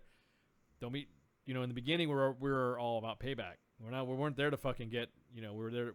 We were there to get payback and look for Osama. That was it. Fuck shit up and kill people. Yeah, exactly. Fuck shit up and kill people. Now, you got commanders that are so worried about dropping a bomb somewhere or flying a helicopter into an area because of whatever. They're afraid. They're just risk adverse. It's just now, like you said, they want to blow up and kill people. Now, fucking. I guess in the more secure communities, we've got kind of our neighborhood watch type guys. Where they'll have a team that'll go out, they'll walk the streets of a neighborhood. Shake hands, kiss babies, give the kids candy, bring some supplies, and then get in their MRAP and then go back behind the wire. And then the next day it's rinse and repeat. Yeah. And to shoot what? Well, why are you shooting this guy? Well, he had an AK. Motherfucker, everybody's got AKs. Right. You're fucking... If he had a fucking M4, does that make him any less dangerous? Yeah, exactly. It's just frustrating, man. It just... That's why Kosovo, Bosnia is still going. I'm glad but we're just there. Yeah, I'm saying we're just there. We have a presence there. Yeah, exactly. I'm fucking. And now Poland. Nothing wrong with having a presence in Afghanistan, dude. Set up a little embassy in Kandahar. Great, right next to the shit pond. Yeah. And build your office there. And they did the same thing in Kirkuk when Obama says, yeah, we're pulling out. State Department came in and they reduced the footprint to less than a third of what it was. And they built, big barracks, not built like solid structure, but they had these 2-story chews. And the entire footprint was reduced to the DFAC, the housing area, PX, and a little bit of a tent city. I used to sleep on the airfield, which is probably 2-3 miles away from the center of base there. Yeah. All that. I hated sleeping on the airfield. Just for some reason, sleeping on the airfield just didn't give me any shade. But then I would go in an area that was shaded, then I get all fucking hot. So then I go back to the airfield to sleep. So that way, at least the wind coming across the fucking airfield could somewhat, you know what I mean, soothe the already torch feeling that I felt like I was on fire in the in that area. God, Baghdad sucked. The good thing, I didn't mind Baghdad. When I got there, I was really shocked. I was like, holy fuck, there's palm trees everywhere. When you land at Biop and you get off and you're walking around, you're like, fucking palm trees, holy shit. And then you see all the fucking bombed out cratered hangars. Yeah. And then you go, you get your fucking room and shit. Well, I slept in a tent in Baghdad waiting for a flight to Kirkuk.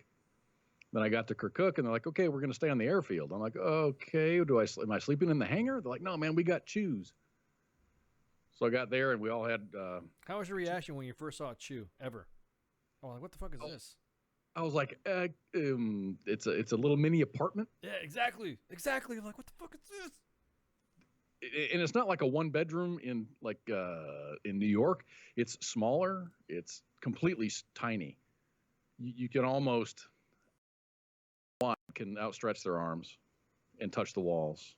It had one window, an air conditioner. Yeah, exactly. A bed.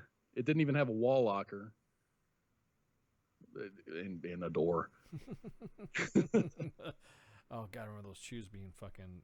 And there was no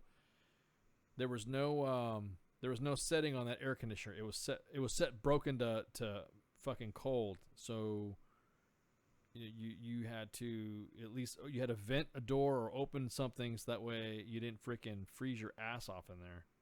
I actually had blankets, man. Yeah. That thing. There was no stopping that thing, but yeah. When it quit working in the middle of the night, you wake up in a pool of your own. Yeah. Oh my God. Oh my God. Yeah. Oh my God. Yeah. You cooked like a motherfucker. I was on night shift there too, so I slept during the day. My window was actually painted, it was painted black.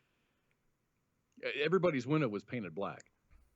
And dude, yeah, that AC stops working at night, man. It doesn't take a minute for that shoe to get hot as fuck. Exactly. And people complain about babies being in cars, man. No, I'm just kidding. I shouldn't say that. So another news, real quick. If you guys haven't heard the word in the senior enlisted realm, Master Chief Petty Officer of the Navy, Stephen Giordano, has resigned. He's like it's like the Sergeant Major of the Army, but for the Navy, and it's called Master Chief Petty Officer. So not like Halo, yeah, well, because that Master Chief actually does shit. But he's like the Sergeant Major of the Army in the Navy. MC Pond is what they call him. And he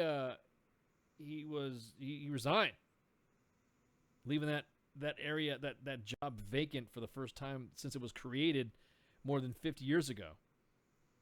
And I guess he's been amid some investigations by the IG that he fostered a toxic work environment in his office, in his own office. Oh shit. It wasn't like he wasn't taking care of the fucking Navy. It was just his own office. So it was filed by a member of his own staff, according to the sailors familiar with the investigation, and it was posted on the Navy's Facebook page, but gave no specifics and official date of retirement. And he said basically, I've accepted the Chief of Naval Operations, the CNO, who is like the Chief of Staff of the Navy, I guess it would be like the equivalent to. And, you got to figure that guy has probably 25 years, at least, active. Oh yeah. So the CNO said that he accepts. I have accepted the Master Chief and Giordano's offer to step aside as the MC Pond effective immediately. I appreciate his resignation. That the situation had become untenable. Now we need to move forward together and as a Navy, striving all our energy to become the most lethal fighting force America expects no less. Ready to fight tonight. Yar. Yar. However, so the MC. Do go ahead. you think maybe? I mean, I'm speculating here completely. This guy is an old seaman. He's been around for many years, probably since about the end of Vietnam, or maybe a little later than that. But he's used to Old Navy, and he's just not adapting to what the new Navy or the new military has become. Well, you just have to adapt. I think probably the reason why I did okay as an NCO coming in during the 80s, coming into the same time we came in, was because I adapted. There were just different mentalities and stuff, and it didn't bother me when shit changed. Actually, if anything else, it got easier in some occasions. There's some things that were frustrated and stuff like that. I mean, now looking at it, I can't talk platoon sergeant back when I was a private. I can't talk as a platoon sergeant now to a private, if that makes any sense. Then that's just normal. It's because now the expectation of that. He actually released a statement, of course, on Facebook, because that's the new medium now for understanding your leadership style. My love for our Navy and our sailors is absolute.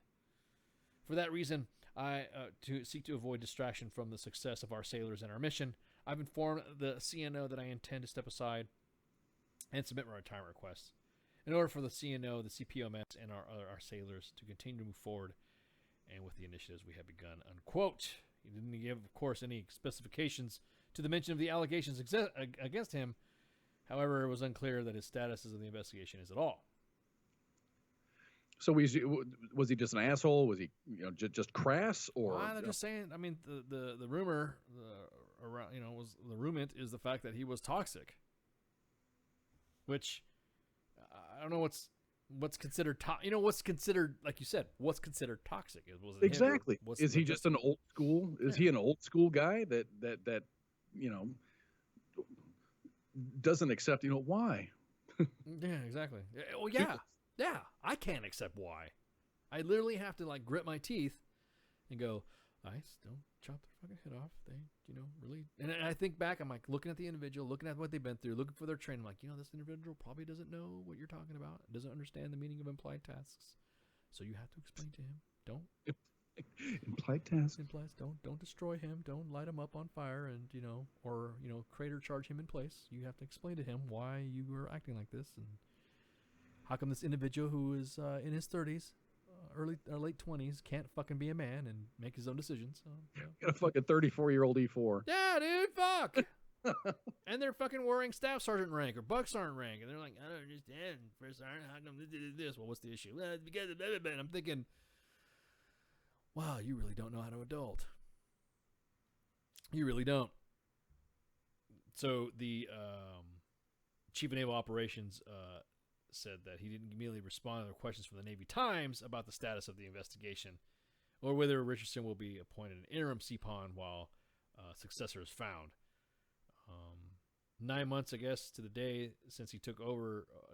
1 year, 9 months, and 19 days since he took over as MCPON, making him the shortest serving MCPON in history. Wow. That is pretty surprising. Yeah. You got to figure a person of that senior rank would spend maybe 2 years in their position and then move on to something else. Well, I mean, it's like the Sergeant Major of the Army. What do you go after that? You go to the Sergeant Major of the Army and you're there to the Sergeant Major of the Army. That's it. You can't traditionally can't go down from any type of senior unless you go to another higher. Like if this guy, like if Sergeant Major of the Army Daly were to go to become higher than the Sergeant Major, then he would be like the Sergeant Major of the Chief of Staff. You know what I mean? There's the senior enlisted advisor for the Joint Staff. That would be the next higher level for him if he were to go higher. But he can't just like, all right, you're not Sergeant Major of the Army anymore, so you can go down to a brigade. What do you do? Exactly. How do you step down from that? You're not just going to go back and be a sergeant major in the conventional army. Exactly. If people are going to know you're the dick that didn't fucking select me for promotion. You know what I mean? They can remember that shit. Or dude, I see you on TV all the time. Yeah, exactly, man. Why you fucking media whore? Why are you talking shit about SSDs? And now you're my sergeant major. Let's go do a run, Sergeant Major. What the fuck are you going to do? I'll bet you Sergeant Major Daly could run fucking circles. Oh, man. I mean, what, from the ones we've had before? I would say that you remember Sergeant Major of the Army Kid. He was a good Sergeant Major of the Army. Yes. Yes. And so he was, I think, of the Sergeant Major... We don't have a Sergeant Major of the Army that was an impact, like somebody who created an impact in a positive way, to me, in my service time, than Sergeant Major of the Army Kid. You had one Sergeant Major of the Army that was quiet as fuck, Sergeant Major Hall. He was a little dude. And then you had Sergeant Major of the Army Tilly, who was like loud, brash, rah, rah, rah, he's cool as fuck, but he always hit you in the chest. Hey, what's going on? Army, rah, rah. Ken Preston, Sergeant Major of the Army Preston, was my Sergeant Major in Germany and the 1st Armor Division. So as soon as he was leaving, he's like, okay, everyone get your digs in before I become Sergeant Major of the Army. He was cool as fuck. He was called it. Yeah, so he was cool. But as far as like making impacts to the Army, it was really the Sergeant Major of the Army Kid that made the big. I don't know. He was the one that made sure that he was the one that re-enhanced and reinvigorated the non-commissioned officer education system, NCOES. So PLDC, PLDC, BNOC, ANOC, Sergeant Major course. He was the one that made it more challenging to that if you're going to that course, there was a reason why you're going to that course is because the Army considered your potential for promotion to be, that's what you learned how to do a fucking 2062, how to write an NCOER, what a counseling was about, drilling ceremonies, stuff like that you used to do that was needed for a buck sergeant. He created all that stuff. He was the one that was the fire behind it. The other sergeant of the Army that was an impact in a bad way was Chandler. I wouldn't say. I do remember Kid. Yeah, Chandler was the one that was the recent one. There was the one that was all about the tattoos. He hated tattoos. Oh, that guy. Yeah. Oh, that guy. Damn, I can imitate that voice pretty good. Oh, that guy. I don't have any tattoos, so I don't have a dog in this fight. But I mean, like, oh, really, dude? That's the fight you want to have? Oh, that guy. Exactly. When you said that, I love that. You sound like fucking Red Leg. Oh yeah. Oh shit. Oh, that guy. But he actually made soldiers mark their tattoos, and he was the one that implemented that policy where you marked your tattoos, you wrote it on a memorandum, and then you had to submit it to your official records. Tattoos. Like you mapped them out? Yeah, you have to write them out. That's probably easy for most, but I mean, you got guys that are sleeved. That's what I'm saying. Oh, sleeves. Oh, he hated sleeves. Oh, he hated sleeves. That's why he came up with those ridiculous fucking tattoo regulations and shit like that. Now, some of the tattoos were out of control. You can get that shit on your fucking neck or the back of your head. And so Sergeant Major of the Army Daly came in. Sergeant Major of the Army Daly is like, hey, what's going on with the issues? And then somebody was like, oh, the tattoos. And he's like, what the fuck are you talking about, tattoos? And then the next thing you know, fucking... He's like, oh, there was an issue with tattoos. I thought it was over. And everyone's like, no, rubble. That's when Sergeant Major Daly was probably either a platoon sergeant or first sergeant or even a regular sergeant major. Or he was like me and didn't give a shit and didn't turn in his tattoos from his unit. Because I did. A lot of first sergeants didn't do that. Refused to fucking... We were like, oh, blame it on the S1. We don't know how come those documents got lost, or taking pictures of your tattoos with the memorandum company. I don't know why it's not in my iPerms. Why isn't it your iPerm? I don't know. Shit.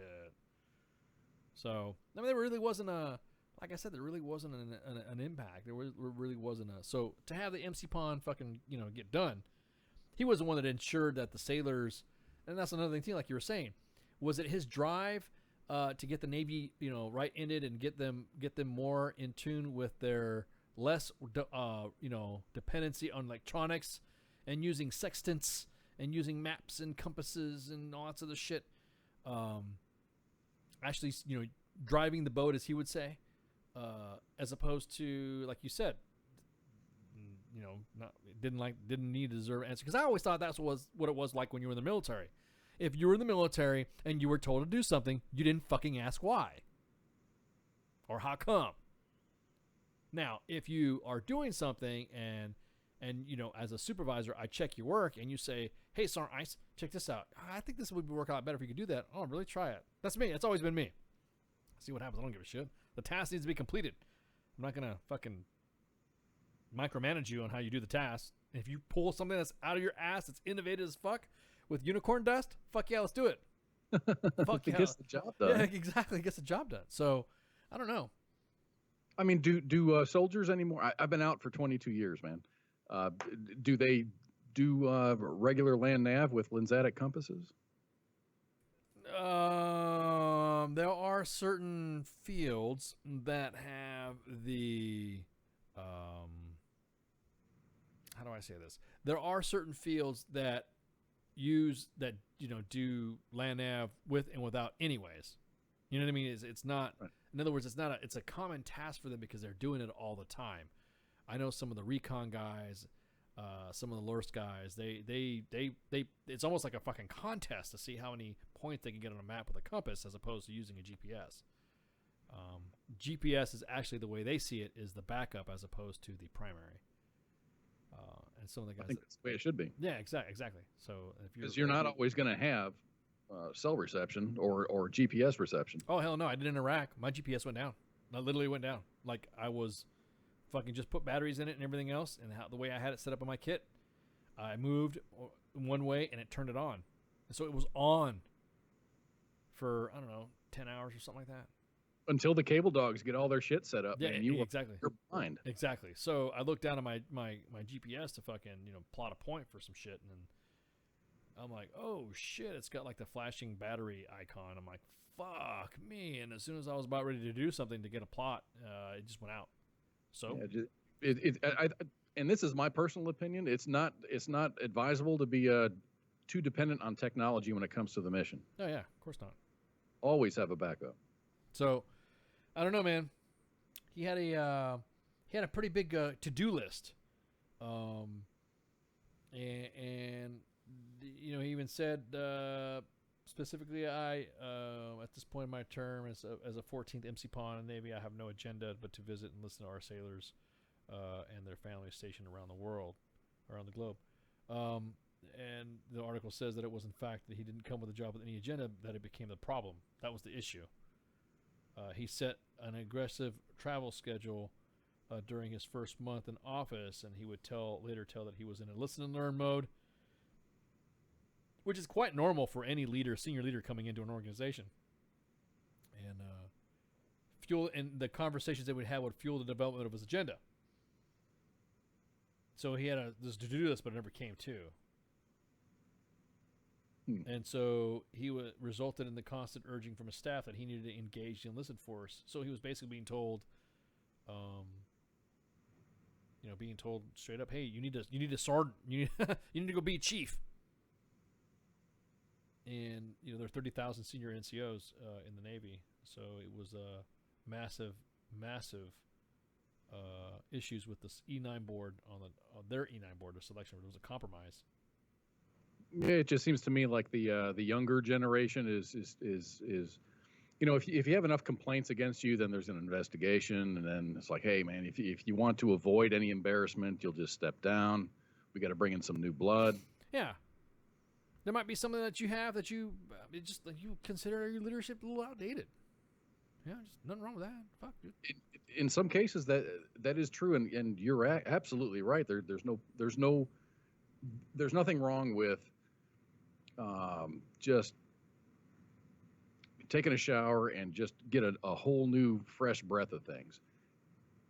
The core has to stay the same. I mean, whatever branch that you're in, but sometimes you need some new vision. Well, he had no vision. That's the problem, I guess.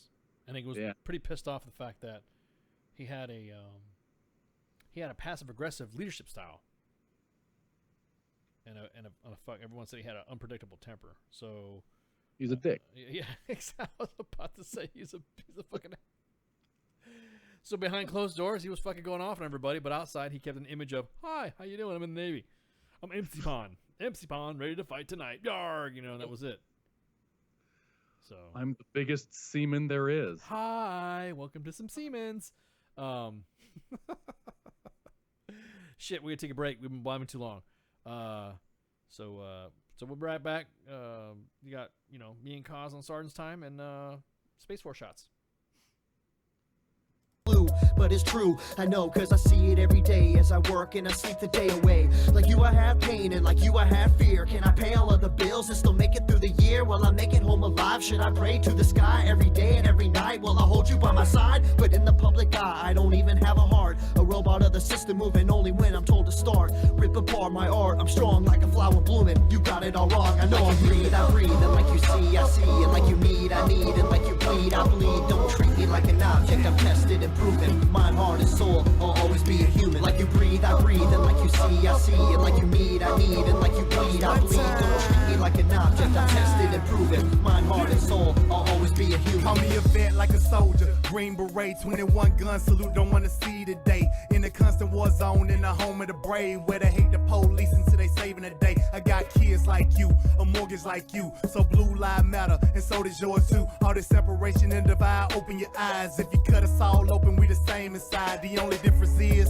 I run to the gunfight. Your peace when it's chaos, when the people don't act right. But I'm under scrutiny for trying to protect me. You pull a pistol and I'm shooting for trying to contest me. I got a quick second to make a deadly decision. The media betrayed me like a kid for a living, like I'm cold with no heart, a brain with no thoughts, a body with no feeling, a life with no cause. Like you breathe, I breathe. And like you see, I see. And like you need, I need. And like you bleed, I bleed. Don't treat me like an object, I'm tested and proven. Mind, heart, and soul, I'll always be a human. Like you breathe, I breathe. And like you see, I see. And like you need, I need. And like you bleed, I bleed. Don't treat me like an object, I'm tested and proven. Mind, heart, and soul, I'll always be a human. I'm damned if I do, and damned if I don't. It's like every single time I say what's on my mind, they go for my throat, they spew evil words. A few are absurd, always grinding, grinning, and killing my soul with these verbs. Hold me down, like I can't gasp for air. I'm closed inside of a box, like I'm inside Fort Knox. Every time that I'm there, I don't know why they think that I'm different from you. All that's true is I'm a like you breathe, I breathe, and like you see, I see, and like you need, I need, and like you bleed, I bleed. Don't treat me like an object, I'm tested and proven. Mind, heart, and soul, I'll always be a human. Like you breathe, I breathe, and like you see, I see, and like you need, I need, and like you bleed, I bleed. Don't treat me like an object, I'm tested and proven. Mind, heart, and soul, I'll always be a human. Like you breathe, I breathe, and like you see, I see, and like you need, I need, and like you bleed, I bleed. Don't treat me like an object, I'm tested and proven. Mind, heart, and soul, I'll always be a human. Like you breathe, I breathe, and like you see, I see, and like you need, I need, and like you bleed, I bleed. Don't treat me like an object, I'm tested and proven. Mind, heart, and soul, I'll always be a human.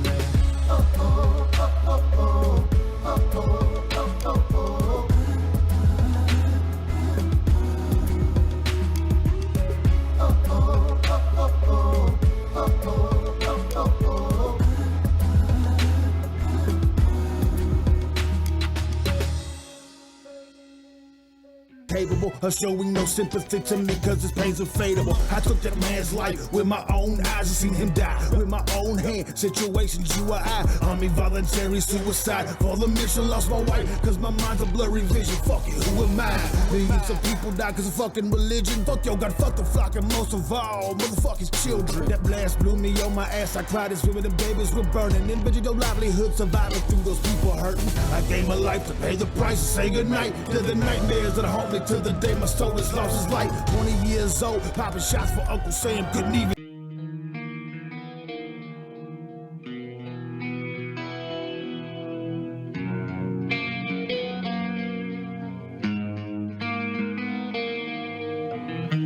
Hungry for another taste. You stumble around the time you waste, and your table's overturned. Sooner or later you crash, then you burn. I think I wanna die tomorrow. And are you gonna be with me? I think I wanna die tomorrow. Cause I'm out of time and I'm out of my mind. The simple ways come and go. Still I love the way you turn me on. But I just can't find the words. Cause everything I say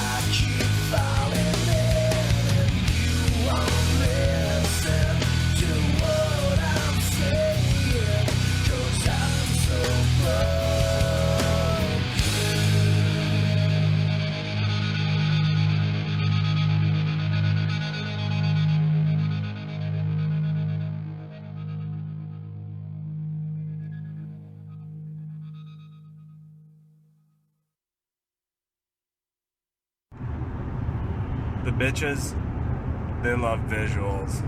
Can't be distracted. What's going on with the war? What's wrong with the economy? Stop worrying about that. I got that under control. Just focus on space, nigga. The United States of Space. WTF Nation Radio. WTF Nation Radio. Because I ain't stopping at the moon. Write this down. M-A-R-S. Mars, bitches. That's where we are going. Mars. Red Rocks. Yay, yay.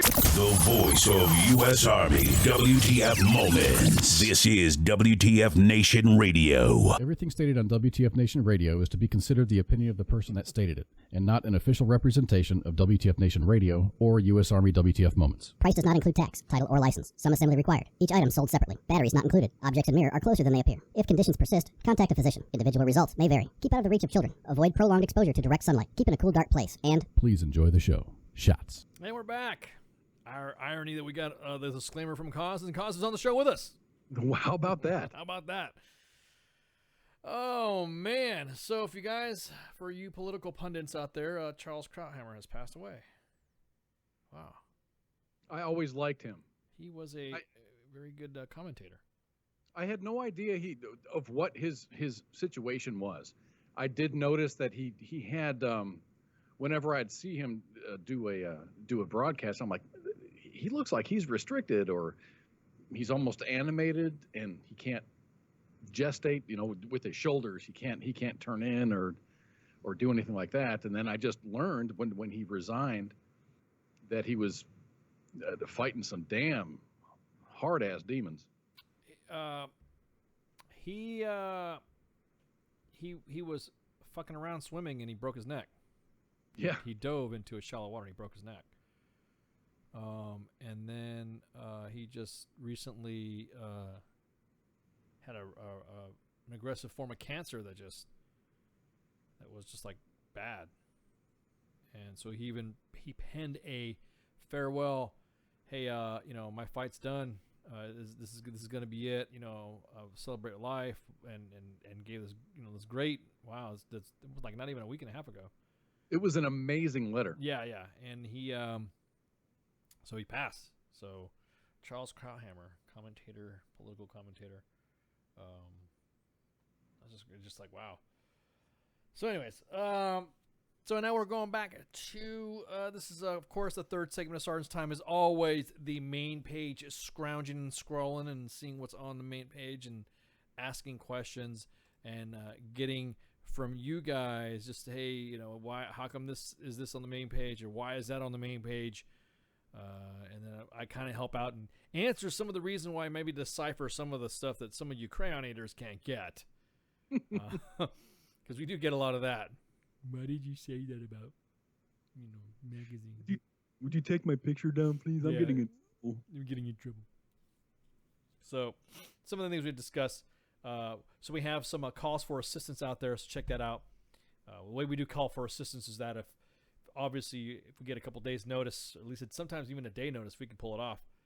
The main page will post some stuff up there and get some information out to some people who get. Normally it's for individuals that need to move, they're okay, it's time for them to leave and all this other stuff. So we always pitch and we ask the personnel that are posting it, hey, what's your price? And they're usually pretty cool about it, and they give the beer. It's always the beer, so it's awesome, love it. So yeah, of course you already seen the post about the freaking the update about that kid. Oh yeah, so he's already turned himself in. So he ran for military officials from Fort Bragg near the intersection of King Road and Connecticut Avenue, heading towards the direction of Southern Pines and Aberdeen, and was last seen traveling on foot, wearing his military pants, uniform, and a brown T-shirt, and he's got obviously a bunch of tattoos. But anyways, go back. He was a member of the National Guard and was attempted larceny of government weapons, and so they were like hunting him down, and now he's turned himself in. So good to go. Kid's turned in. So who is your daddy and what does he do? Who's he turned in? Space Force alterations. Have you guys seen that? People are already getting Space Force alterations. Look, you can't be in the Army and then say you're Space Force because it's a whole new branch of service. Next, Throwback Thursdays. We're going back to the Throwback Thursdays again. So we're going back to our archives of what the page used to post. the page used to post some pretty crazy stuff that got us on the map. So, Throwback Thursdays. We're throwing back Thursdays some of the stuff, and of course it was the bartender PT belt. Ooh, I like that picture. Yeah, it was. Everyone liked that one. So I would buy a lot of shots. yeah, I would definitely. But anyways, then of course looks good to me. All those rounds going into the 50-meter target, of course, because probably a lieutenant. But you know. Comments already like perfect candidate for the Stormtrooper in the new Space Force. Trophy for a Sharp weightlifting champion. I didn't know Sharp required a lot of weightlifting. Check out the 82nd. The 82nd, I'm telling you what, we have offered, and there are some units that are currently working with us to do the same post that the 82nd does. The 82nd stepped out and said, "Hey, we want to work together. We want to do some of this stuff." And they got with the studios, and they got with some individuals in the staff and the PAOs, and they all did their little huddle, and the next thing you know, now the 82nd has a presence of posting some great. Now, of course, they don't post all their shit that's on there, but a significant number of their videos are screened and all that, and then the video shop, the studios guys, they do their magic and all that stuff working with the 82nd. It's great stuff. All American, you know, it's America. Come on, you know, it doesn't matter if you're air assault fan or airborne fan. It's America, so don't get the ass. So check that video out. Yar, motherfucker. Yeah. And that's coming from a 101st guy. Well, you know, I was 82nd. Well, you know, I did graduate through the Jumpmaster School, but anyways, so there's a sergeant major who's letting everybody know that he's retired because he's parked in a big old lot of grass. So looking at the grass. Pew pew. Weapon safety. There was a weapon that had an issue. It appears that it would blast it through a fucking its receivers, and you'll see that the firing pin is up in between the spring. There's a sign that somebody put in there that we got. It was funny as shit. There are no co-ed showers. Don't even try it. You'll be arrested. And of course the caption was, but Space Force, because everyone talks about Space Force and want to be like Space Force. So that was pretty funny. 10 level stuff. Hey, look, remember what we said before? Video at armywtfmoments.com. Film that shit in landscape or horizontal or, you know, normal. And you will get your vids posted of anything you see about vehicles, your equipment, your facilities, broke shit, stuff that you have to deal with. We don't know. But like I said, the other video that we did post did garner some pretty good views and garnered some interest. So just make sure you submit your video in the right format and then send out to where the post is at and what building it is or whatever. Fuck, we don't mind doing DPW's work. I mean, shit. We'll just highlight what they're not doing. So the ever-present, you done fucked up Aaron barracks room in the middle of the basketball court. See, do you think we need more of that? Do you think the MC Pond would have allowed that to happen? That's funny shit. I haven't seen it. Oh, really? Yeah, it's like it was posted almost a day ago. So I said I was going there. Okay, look, the Space Force thing. You're going to get tricked. There is no Space Force recruiting center. There is nothing yet is of Space Force like at all. Everything that you're seeing are parodies, memes, and hyperbole. Okay, And they're awesome. They're awesome. Yeah. I mean, it's badass. Don't get me wrong. It's funny as shit to see all the memes. There is nothing officially stood up. Okay, all of it's a joke. So if you see something coming from Army reenlistment saying the United States Space Force will not be considering prior service enlistments or inter-service until after 2023. However, if you're interested in working in the Army, see your career counselor. No, nice try. They're gonna honey dick you, man. Yeah, exactly, big time. Why don't you blast? Why don't we blast people? Why? That does not. We don't blast people unless they're fucking with somebody. What was that? Ask Redleg. It was nuts and funny. What does that mean? What are you talking about? Stairway to Heaven? What? What did I miss? What? No, you played that rail song, and I said it's my favorite song. It's "Stairway to Heaven" by Oingo Boingo. Oh, gotcha. Okay, dude. And that's another. I'm glad. God, Klaus, I'm glad you said that. I'm glad you mentioned that. Hey, aspiring artists, rappers, country singers, and and rock guys who like to play in bands, alternative punk, and fuck even techno. We don't give a shit. We need some new music. We listen to it like fucking Simon Cowell, like from what was it, America's Got Talent. We listen to that music. If it's good, we post it or we'll use it. But don't be a dick and then say to Facebook that we're not authorized to play it, even though you let us use our platform and medium to get you noted, because that's been happening a couple times. We've had some really, really great talent come to our shows and just, say, here's our music, play it. I mean, assuming we survive another round,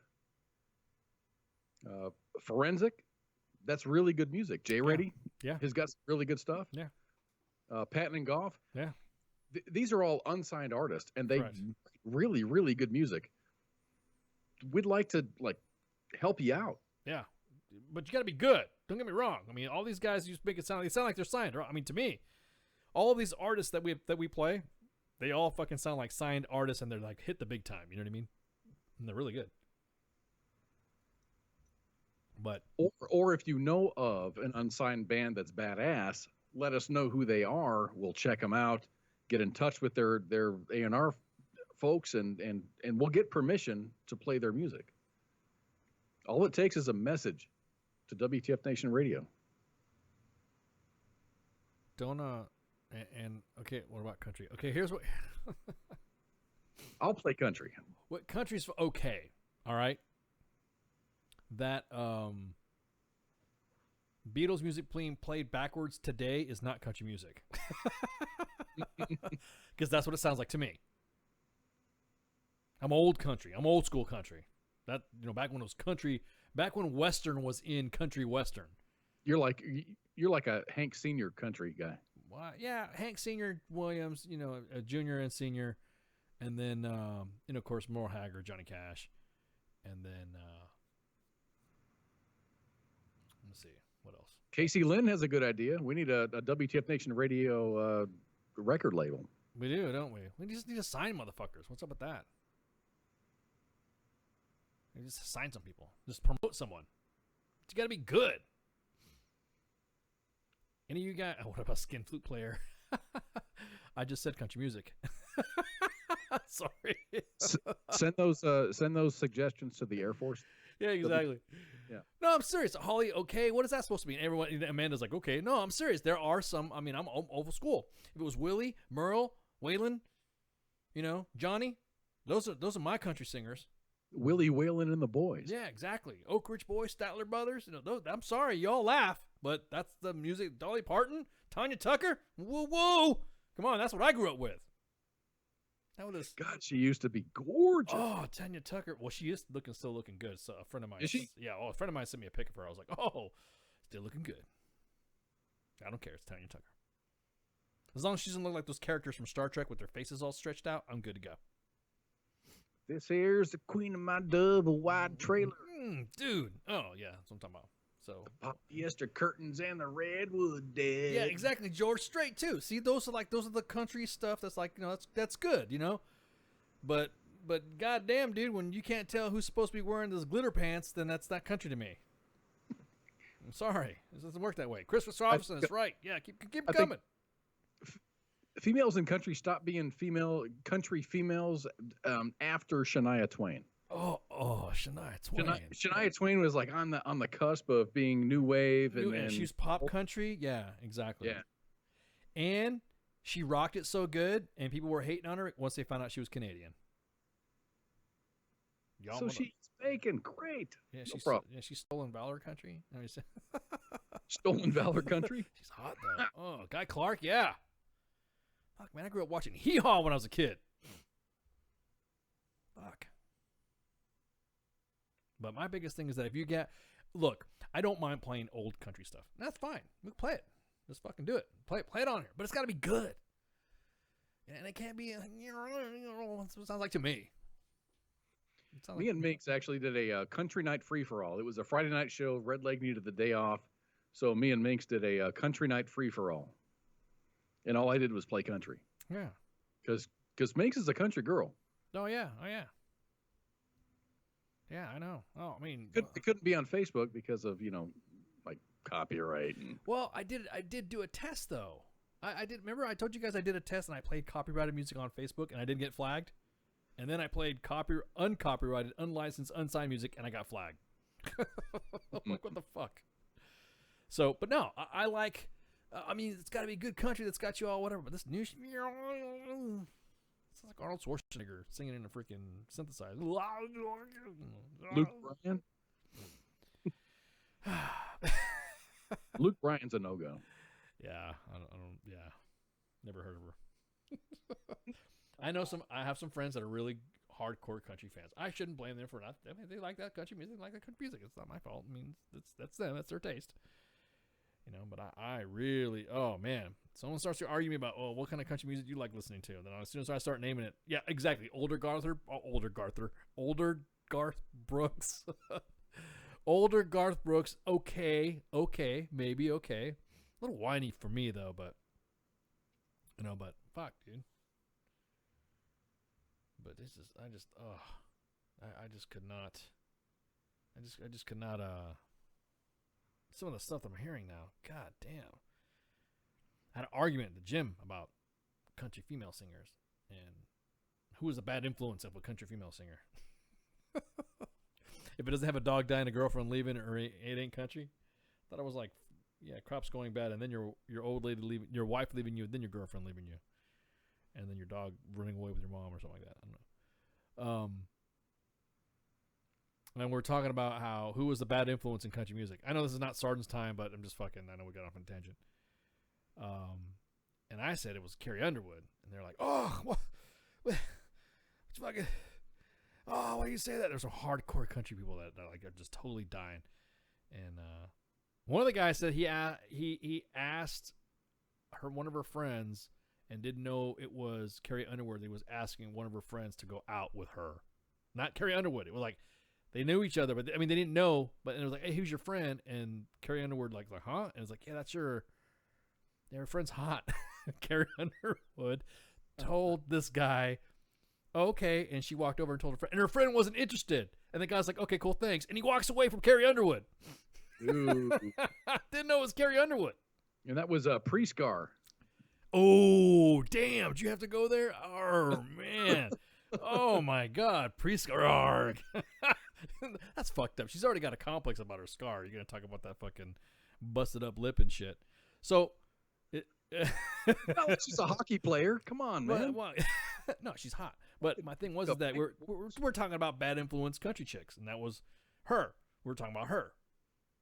That's okay for women to get all fucking huffy and puffy, and shit like that, and do everything to get back at a guy. But as soon as a guy does the same thing that a woman does, then it's okay for her to fuck up his truck. Now it's called revenge porn. I mean, what the fuck? No, but my point being is that I was like, that's a bad influence. What's up with that shit? You don't hear guys saying, when a girl hits you, treats you like shit, you fuck her car up. You don't hear her say that. Dude, if you're in a bad breakup and you go and key your girlfriend's car, you're going to fucking jail. Exactly. You're going to go you're going to go to jail.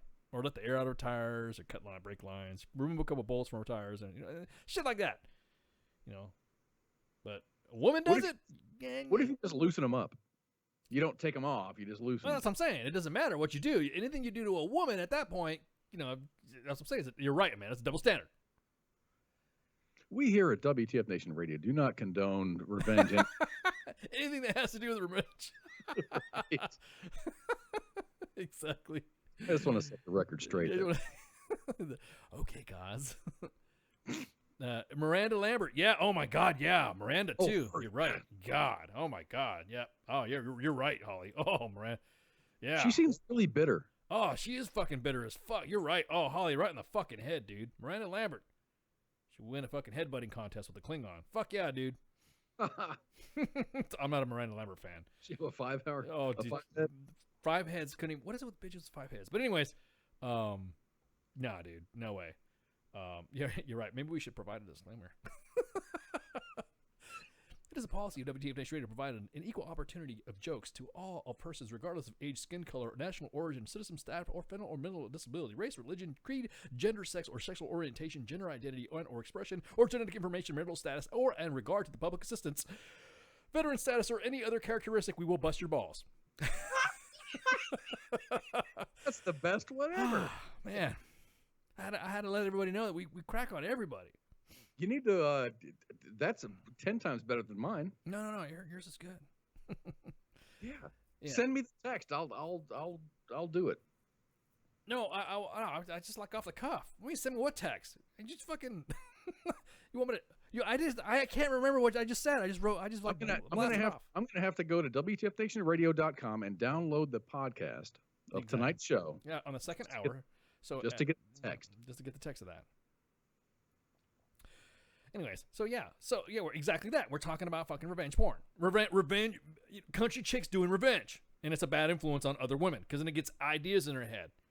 Hey, look, just because I pissed you off doesn't give you the fucking carte blanche to fuck up my truck. Just like it doesn't give me carte blanche. When you piss me off as a woman, I don't fuck up your truck or car or whatever you got. Fucking Prius, whatever fucking chicks are driving these days. We have to ask yourself, was it against the law? And yeah, I want to get back at them. That's very gender neutral. But what I want to do to them, is that illegal? Is that against the law? To a woman, yes, it's illegal. But to a guy, it isn't. To a guy, it's like, she just had to express herself and she was upset. Because you always get that one fucking friend that's egging her on. You know what I mean? Oh, yeah, he's just an asshole. Fuck him. So fuck up his truck out and set it on fire. And then he said, oh, yeah, I should do that. And next thing you know, she was just expressing yourself. You shouldn't have been a dick. Let's just say, for instance, that me and pick a listener, female, Casey. Okay. Okay. We're dating. Okay. Gotcha. She did me wrong. Correct. I think from a male point of view, I mean, like, from my point of view, I'm like, okay, that was fucked up. I'm going to continue with my life. Females seem to hold on to shit. So if I did her wrong in some way, she would find a way to slash my tires from 1,500. Oh man. WTF Nation will not allow any form of retaliation against individuals who make good faith and anything on WTF Nation Radio. Anytime we're talking about our listeners and alleged violations of this policy or who have cooperated with WTF Nation Radio in any such report of investigation of malice or harm because they listen to Miranda Lambert, we're hold harmless. Oh, dude, that's so perfect. Because you just exonerated everybody in the chat room. That's right. I had to. Because that's what we're here for. We are family entertainment and for the veteran community. We have to be because we want to make sure you, the WTF Nation, are armed with the proper knowledge that it's a double standard. I mean, come on, man. Think about that shit. In the eyes of the law, if KC would come to Dallas and slice my tires because I pissed her off, meh, it would be a whatever. Hey, dude, you shouldn't have fucked up. Yeah, it should have. Yeah, you're going to jail. You're a stalker. Yeah, you're a stalker. You're going to jail because you slashed your tires. Dude, she set my fucking dog on fire inside my car and blew up my car. Well, she was just trying to express herself. You know what I mean? I might need to pull the PTSD card. She got drunk listening to Miranda Lambert, and that's what happened. So everybody sues Miranda Lambert. It's all Miranda Lambert's fault. So actually, you're right. That was a good. I should have, man, Holly. I should have freaking. That's a good point. Miranda Lambert. She's the bad influence when it comes to revenge shit. That's fucked up. Why you gotta hate? Because when guys, like I said, guys do something, it's fucking hate. Holly's kind of she's kind of twisted. Icy hot in the lotion bottle. Her nickname is Body Bag, dude. What are you talking about? Who, Holly? Yeah, you didn't know that when she came on and was listening to us? We're talking about some shit. We're talking about body bags and stuff like that. And the next thing you know, fucking Holly drops a fucking body bag dimension link on Amazon in the fucking chat. Got everybody scared and shit. And everybody in the chat just like bolted out. So it was me, a couple other people in the fucking chat talking. Yeah. Oh, yeah. Wow. Yeah. So I'm here like almost every night, pretty much every night. And I missed that. Casey, it's art, not revenge. I could just see Casey saying that too. I don't know why I set caused his car on fire. It just needed to be pretty. Right. Or was that the wrong Holly? No, was it? No, that was Body Bag. No, Holly. Was that you that I called Body Bag? Yeah, it was Holly. That is Holly. Are you Body Bag Holly or the other Holly? No, there's how many Hollies we had in the fucking chat? We have a Holly Vache. Yes, well, we have Holly. Let me see. Let me go ahead and Holly, say Body Bag, please. Code word Body Bag. Yeah, see, exactly. See, nope, right, Holly. See, exactly.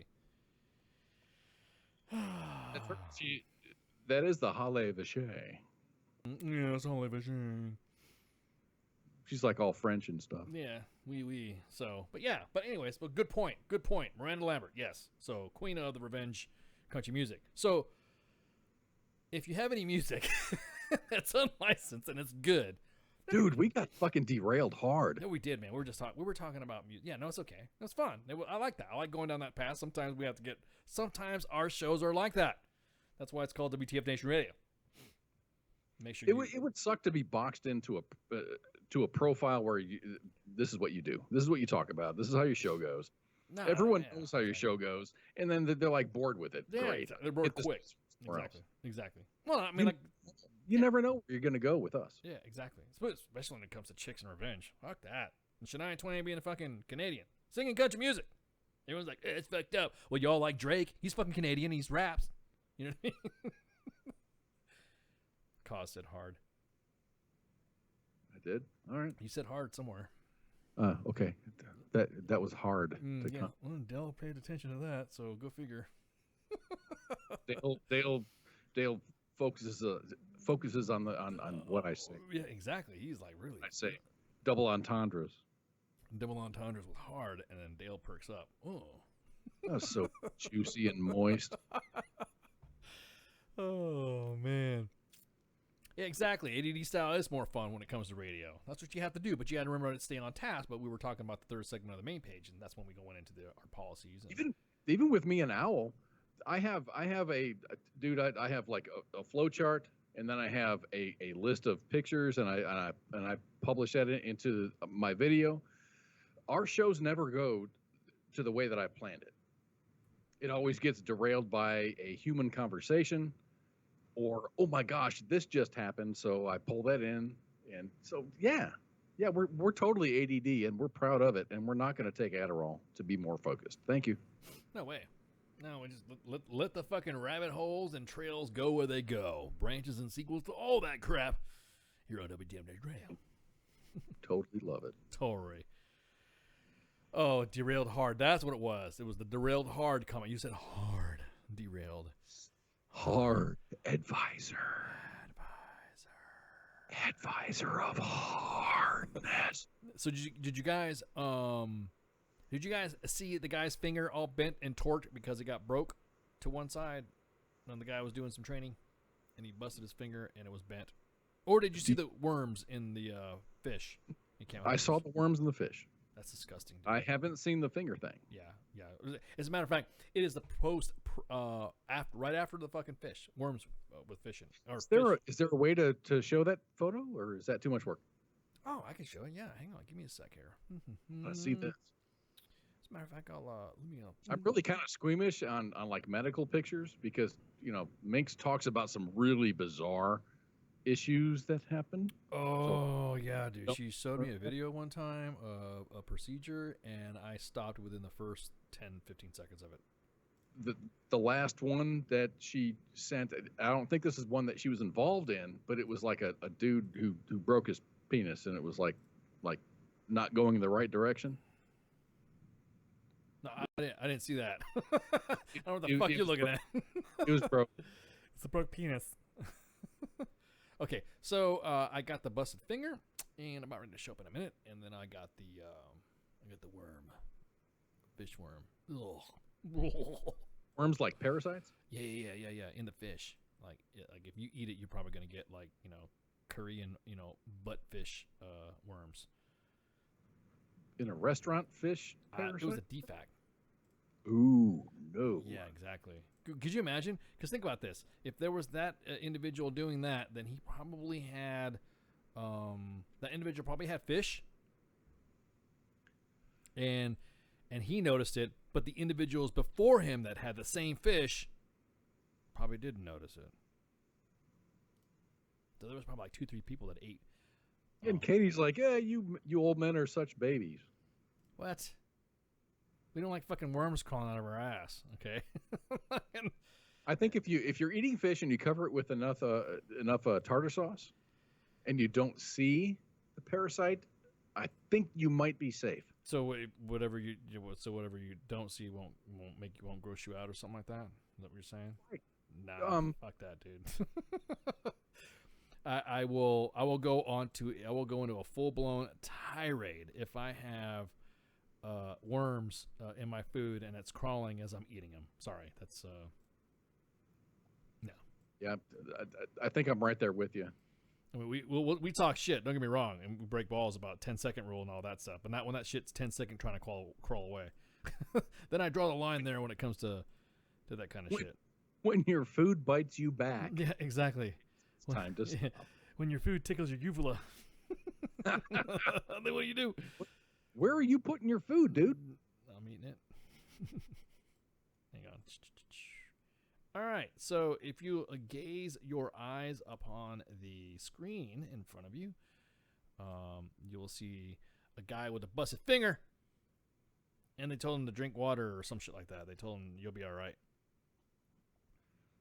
Hey, soldier, you've actually qualified for 800 milligram Motrin. Exactly. You actually get you get codeine.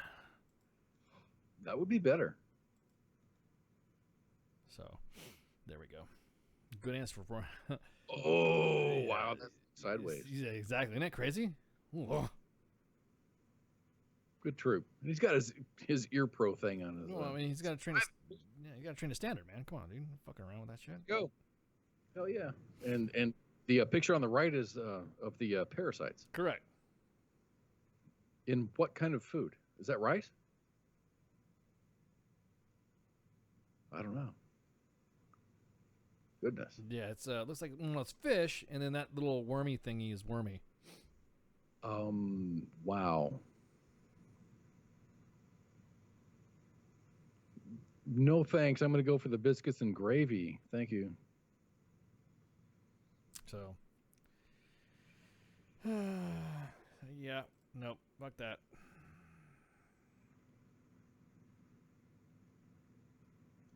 Yeah, cheers out for dude with the broken finger. Got it. Exactly. I'm kind of wondering why it was that particular finger. He probably did something and got stuck, doing whatever, and then that's it. You know what I mean? It's I'm looking at the Humvee in the background. Back when I was in, the only folks that had Humvees like that were the MPs. So I have no idea what this story is. Yeah, I don't eat raw meat, cooked always. Yeah. So, anyways, that's dislocation or broke, but it looks fucked up. Everyone's like, "Ow, well, Casey, yeah, it is fish. It's not rice, it's fish, and that's a worm in there. That's why you don't eat fucking raw meat and cooked always." So. It is. Now that I saw the fish thing, that's actually shrimp. You can see the tail that's cut off, and then the worm that's in the rest of it. Mm-hmm. Nah. Dude. So, there you go. Or like a lobster or something like that. But there you go. That is your that is what we're talking about. So there's your finger blast right there for the fucking Miranda Lambert had nothing to do that. It's a finger blast. Finger blast. So, anyways, give us like I said, if you know somebody. I know you people out there know some people that or work in certain industries, or some people that that may be good enough to come on and talk about their shit. Fuck, dude. What? It's emotional support parasite. Oh yeah, I just saw that. Okay, what service does that parasite provide to you? Yeah, exactly. Does he fetch water or your medication, or maybe dials 911? He helps me with my constipation. It sucks all the nutrients from your body. He helps me. He helps me be more regular. So yeah, that's that one right there. Dig. Nope, they caught him. That's bait. So and then the video, of course, with the facilities. 87,000 views. I was mistaken. It wasn't 30,000 views. It was 87,000 views. Yeah. Again, I'm serious. Send at video at armywtfmoments.com. Film horizontal, your post, your installation, and what it is that you're filming, because we don't know what the fuck it is, and you could be whatever. Hangar, facilities, your barracks, where you work in your own office. If it's condemned, don't be fucking doing fake news shit and just pretending, oh, I'm in a condemned building, and then you make your own sign. Like legit work order stuff and all that. Black mold, the studios were talking about doing black mold videos as well. That'd all be Louisiana. I mean, it could be anywhere, actually. Fort Polk. Yeah. But it's freaking... It is unreal that the of the amount of fucking crap that was coming in. Seeing that shit. So again, video at armywtfmoments.com. The studios will grab it and then do whatever. And then, of course, there's always going to be a little bit of a delay to protect those of the innocent that are involved in schools, professional development areas, or are just getting ready to leave.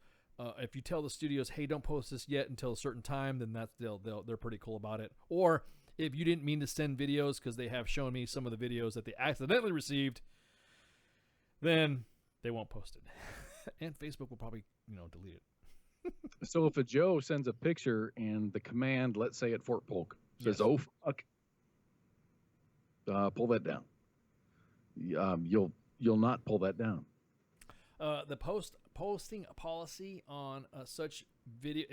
In other words, here's the thing: don't tell nobody if you're the ones that videoed it. Don't walk around saying, "This isn't the WTF moments," because as soon as the fire starts coming down, that's gonna be fucking your buddies. fired. Yeah, your buddies are gonna fucking rat you out. Sorry, it's just the life of the inbox that I have seen before. Is I have seen that exact thing fucking like play by play happen. How'd you guys know? How come the command knows about this? How come the command locked down the whole unit? I was bragging about it to my friends. Oh. There are steps to be taken if you got like some bad condition. Tell your command, if they don't do shit, send us some pics.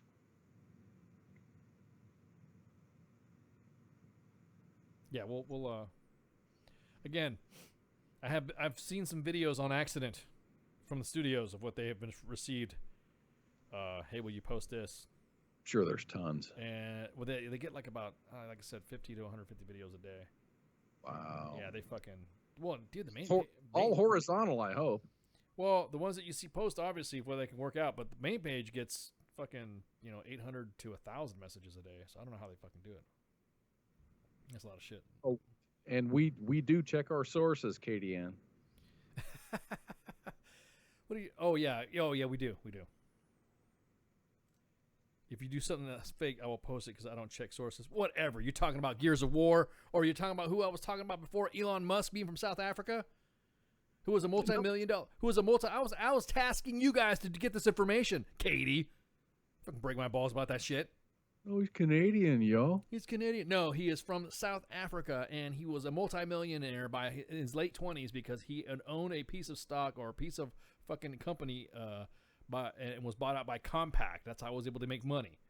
He knows nothing about rockets. There, how about no that? Bacon? I don't know what the fuck that means. No bacon, no maple syrup? South African? Yeah. South Africa? What comes from South Africa? You might, but ice doesn't. Whatever. I'm fucking breaking my balls and shit. Shut up, Meg. Nice try. Nice try. I was providing you guys the entertainment that you needed. But I read on the internet that he was from Canada. He's from Canada. I'm not salty, Dale. Shut up. Hey Dale, dude, you haven't seen Salty yet. Wait till Sergeant Major Ice retires, and that reaches all the way down to ISIS compound. Yeah. And it's going to actually say, this is the salty fucking area. Yeah. And it's not going to be a yard. It's going to be hundreds, if not thousands of square yards, acres of saltiness on the earth. And it'll be permanently there on Google Earth. This is fucking salty, right? They use fish to, they use my salt to preserve fish. That's how salty I am. Oh, man. Well, shit. What we got going on? Fuck, we've been bullshitting around, going back and forth with Body Bag, Katie, and Amanda, and Dale. I'm so old. The first map was created. Did we determine if that was the same body bag? Yeah, she said it was. It was her. It was the same one. The same body bag. All right.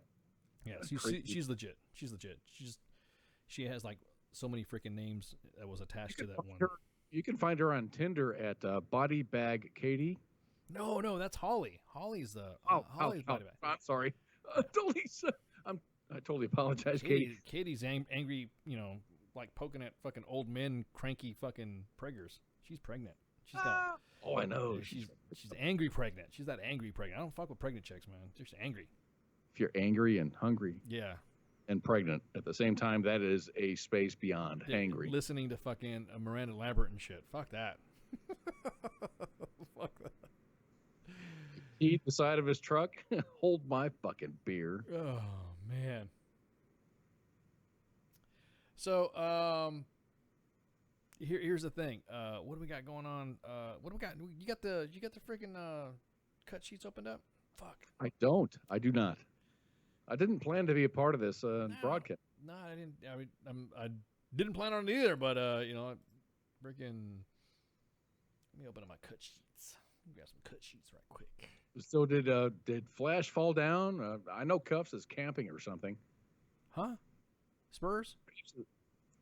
Not Cuffs. Spurs. Yeah, you're right. Yeah. No, just one of those things. Everyone's kind of like out. They just left poor Ice by himself. They left me like a fucking separated child in a fucking border. Kind of looked like a puppy, and that's why I wanted to call and. Yeah. I just wanted to see what happened. And yeah, exactly. It's been hard to do 3 hours on your fucking own, man. 3 hours solo is hard. No, I mean, I've done it before. I mean, Sergeant Time used to start off like that. It used to be 3 hours on my own. Exactly. Yeah. So I cut my teeth being by myself. Hang on, let me grab some of my worksheets here. I was alone until I found a family, and you guys are it. And, oh my God, I'm gonna blow up your truck. I'm gonna slice your tires. Mm-hmm. Oh, Katie's going off in the chat now. Why are you going off on me? What the fuck happened now? First of all, maybe because I said Katie and I meant Holly. I don't know what's going on. Why are you saying, poor Ice? Poor Ice about my situation about being a immigrant. Oh, you're good, bro. Because you're going to wake up tomorrow morning and you're going to find a cup of coffee that is so delicious. Indeed. And you're going to get everything that happened today. Yeah, exactly. That's what guys do. So, we had a guest for the 25th, but they had to cancel out. That's fucked up. Okay, well, they had events and stuff like that. And due to the fact that the holiday was to celebrate the beginning of the Red Coast staff time off request. Oh, I'm sorry, I can't read that. That was another thing. So, anyways, today is Mom's birthday. So, happy birthday, Mom. Other member of the front desk team, her and Spanky and Kaz are the ones that go out with a little help of Flash on the Twitter guns. Goes out and grabs the guests and convinces them and twists their arm to come on board to enjoy us and bring, honor us with their presence on WTF Nation Radio. And improve their brand. Yeah, exactly. We're all about that shit. So like I said before, a lot of stuff coming up. God damn, I got busy. It's like 4th of July is coming up. God, I can't believe we're already in the middle of the year. So mom is like, I'm not even gonna go there. I'm not even gonna fucking go with the age. Unless you're fucking friends with her on Facebook, I'm not even going there. Nope. I'm gonna guess just by looking at her, it's 30, 3. I'm not even going to venture an age. Not even going to venture an age. You're a smart dude. I just no. It's because I don't want to fucking get my shit Miranda Lambert. or Carrie Underwood. You know? Carrie Underwooded? If I see some chick with a fucking big forehead coming at me, then I know I fucked up somewhere. She has a nose like a Klingon going, yep. Yar! Yar! Kapla! Oh, man. So, happy birthday to Mom. That is Mom, the mom that is on the front desk, and you hear her, rattling off some stuff once in a while, occasionally on the show. And wow, so I guess don't know what's going to happen for the next month or so. We got some stuff happening going on. What was the next big event we got?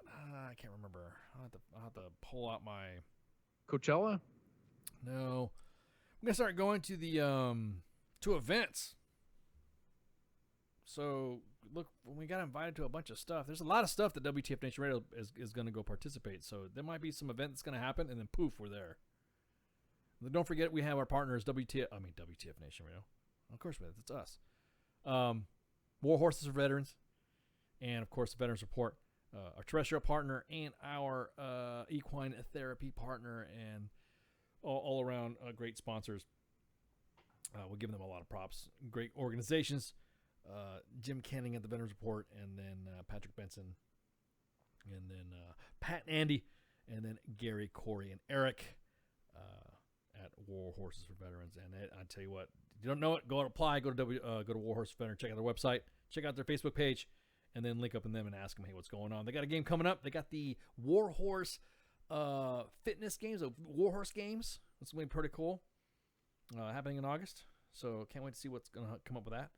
Stay tuned, obviously. Check us out every night. Today you're listening to Stars Time, me, Ice, and it's usually some other members of the main page or some of the WTF Nation Radio staff, but for some reason the moon and the stars lined up to just have me here with Cause. So the two old guys here, and then we have Friday Night Freedom with Minks and the Pooks.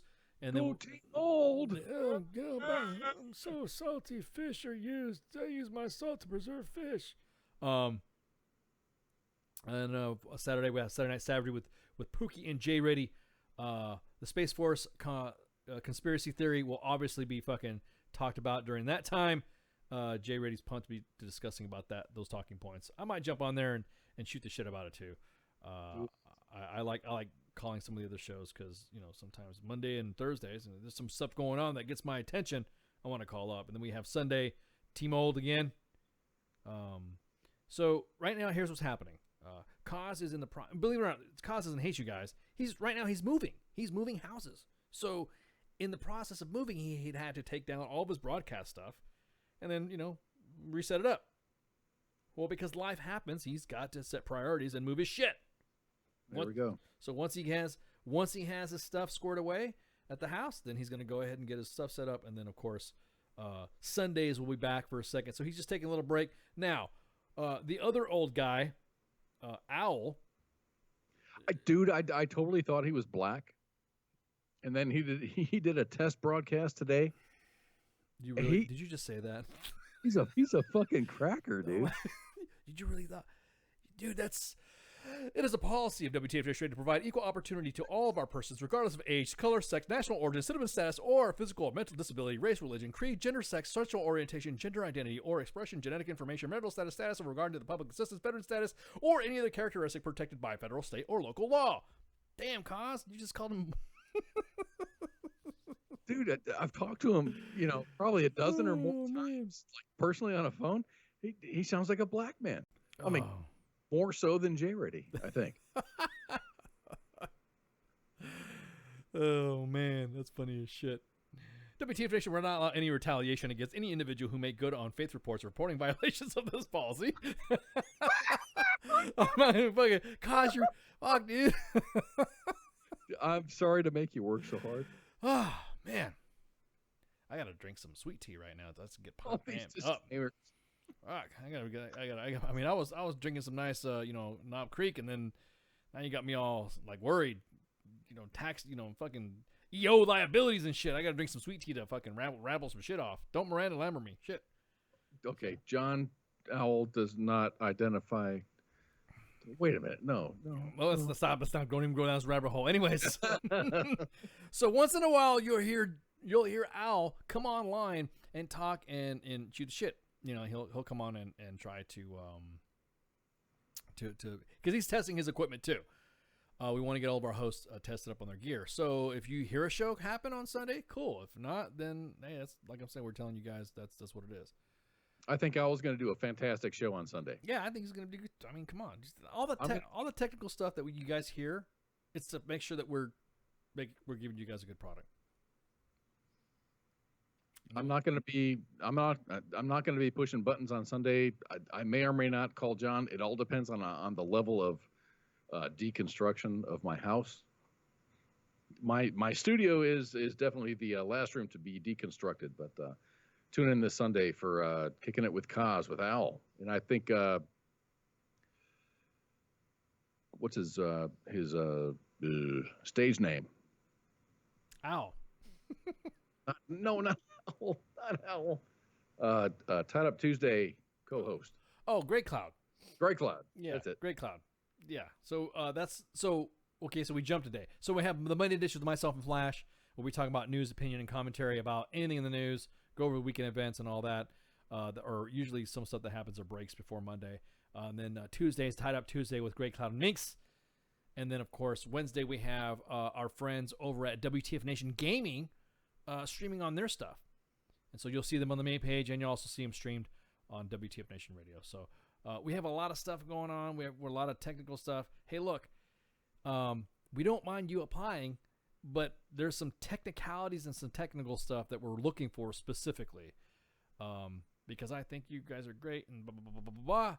Hey, that's cool, but if you can I'll tell you what, if you guys can give us some commentary or make fun of us or something like that, or give yourself a little, I guess you would say like a mixtape or something like that, that'd be a good idea.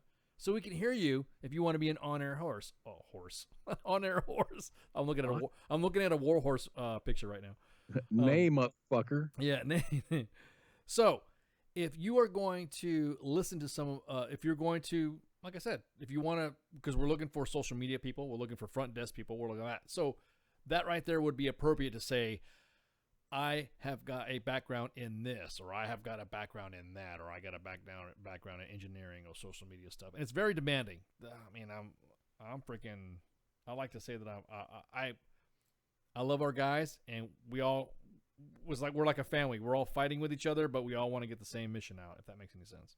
There's like no conflict, or just totally. Yeah, it's just one of those things. We're tired, but we want to get a good product out. And sometimes our nerves get frazzled, and that's it. There's nothing personal. So go on to our website at WTFNationRadio.com, and you can contact us, and you can talk to our VA rep if you have a VA issue. I test it every month to make sure that the link is good and the email goes there. The VA representative laughs at me because I always send crazy memes or something like that through that email. And then make a comment back, yeah, well, you're good on comms. So that's been happening pretty good. Check out our podcast. If it's got a .com/WTFNR, anything, Facebook, Twitter, Instagram.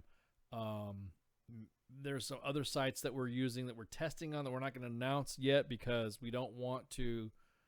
What we don't want to do is we want to say, hey, we're also on this, and then only have like one fucking person there monitoring it. You know what I mean? That it would be kind of. So we're testing other platforms to give you guys a good experience.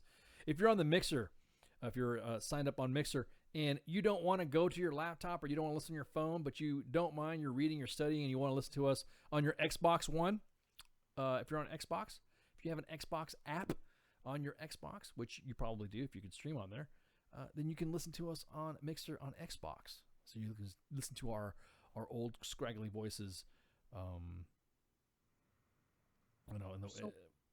So many options. Yeah, so many options. Twitter, Periscope, name it, whatever.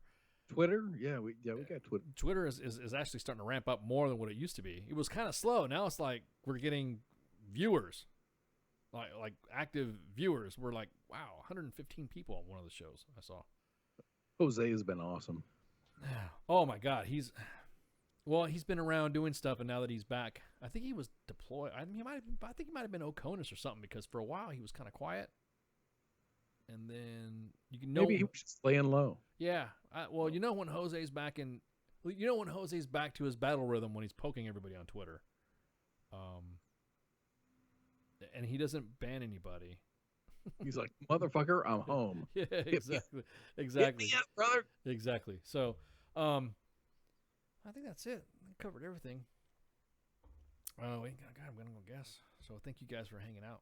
Thank you, Cos, for joining. And it's mom's birthday. And it's mom's birthday. Yeah. Happy like 22nd birthday. You go with that. How about that? I'm not gonna say nothing. I'm not even gonna accuse what her age is. I'm just gonna say, hey, happy birthday. I don't want to get in trouble and get Miranda Lambert. So, anyways, y'all have a good night, and I'll see you all later. Shots. See you tomorrow for Friday Night Freedom. Freedom.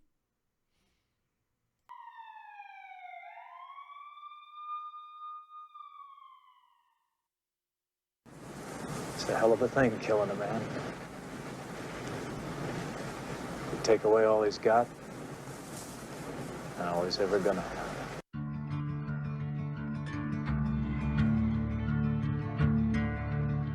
There ain't no grave can hold my body down. There ain't no grave can hold my body down. When I hear that trumpet sound, I'm gonna rise right out of the ground. Ain't no grave can hold my body down. You feel me coming, and nigga presence is heavy. You play around with my money, the repercussions be deadly. You talk about wanting beef, well I bring you a fucking deli. Grab it, send me, put it up to your mouth, I'm Machiavelli. Shit, niggas running around talking like Machiavelli. Well, he died of gunshot wounds, and I don't think they ready. Rock bandanas, thug life on they belly, then they get caught slipping with a chick up at the telly. Shit, where I'm from, niggas eager to get it on. For the right price, your own cousin to do you harm. Hit your ass up, leave you laid out and be gone. Then go to your funeral and be hugging on your mom. Still the same, my nigga, ain't nothing different.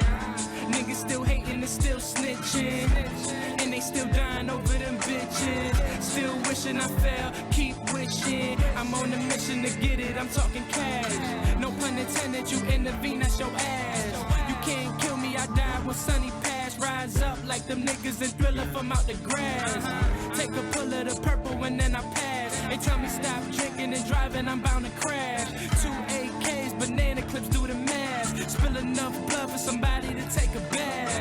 Spaz, whenever I'm on that brown. We could do this like the Wild Wild West, meet at your town. High noon seals the quickest to shoot around. The loser be the nigga that's laying dead on the ground. You be the cop, I'm the robber. Really thinking you harder? Prove it. Russian roulette, 2 shells in the revolver. Going first ain't a problem. Actually, I be honored. Line them up like a barber. Never back down from drama. Put that shit on my mama. I ain't fucking around.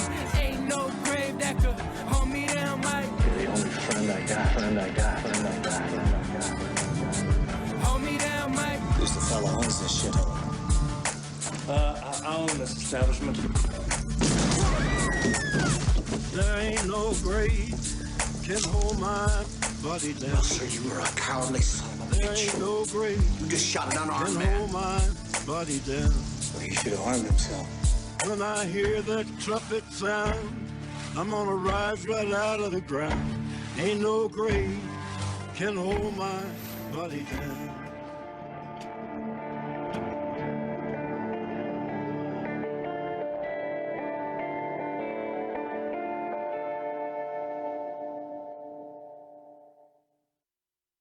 The voice of U.S. Army, WTF Moments. This is WTF Nation Radio.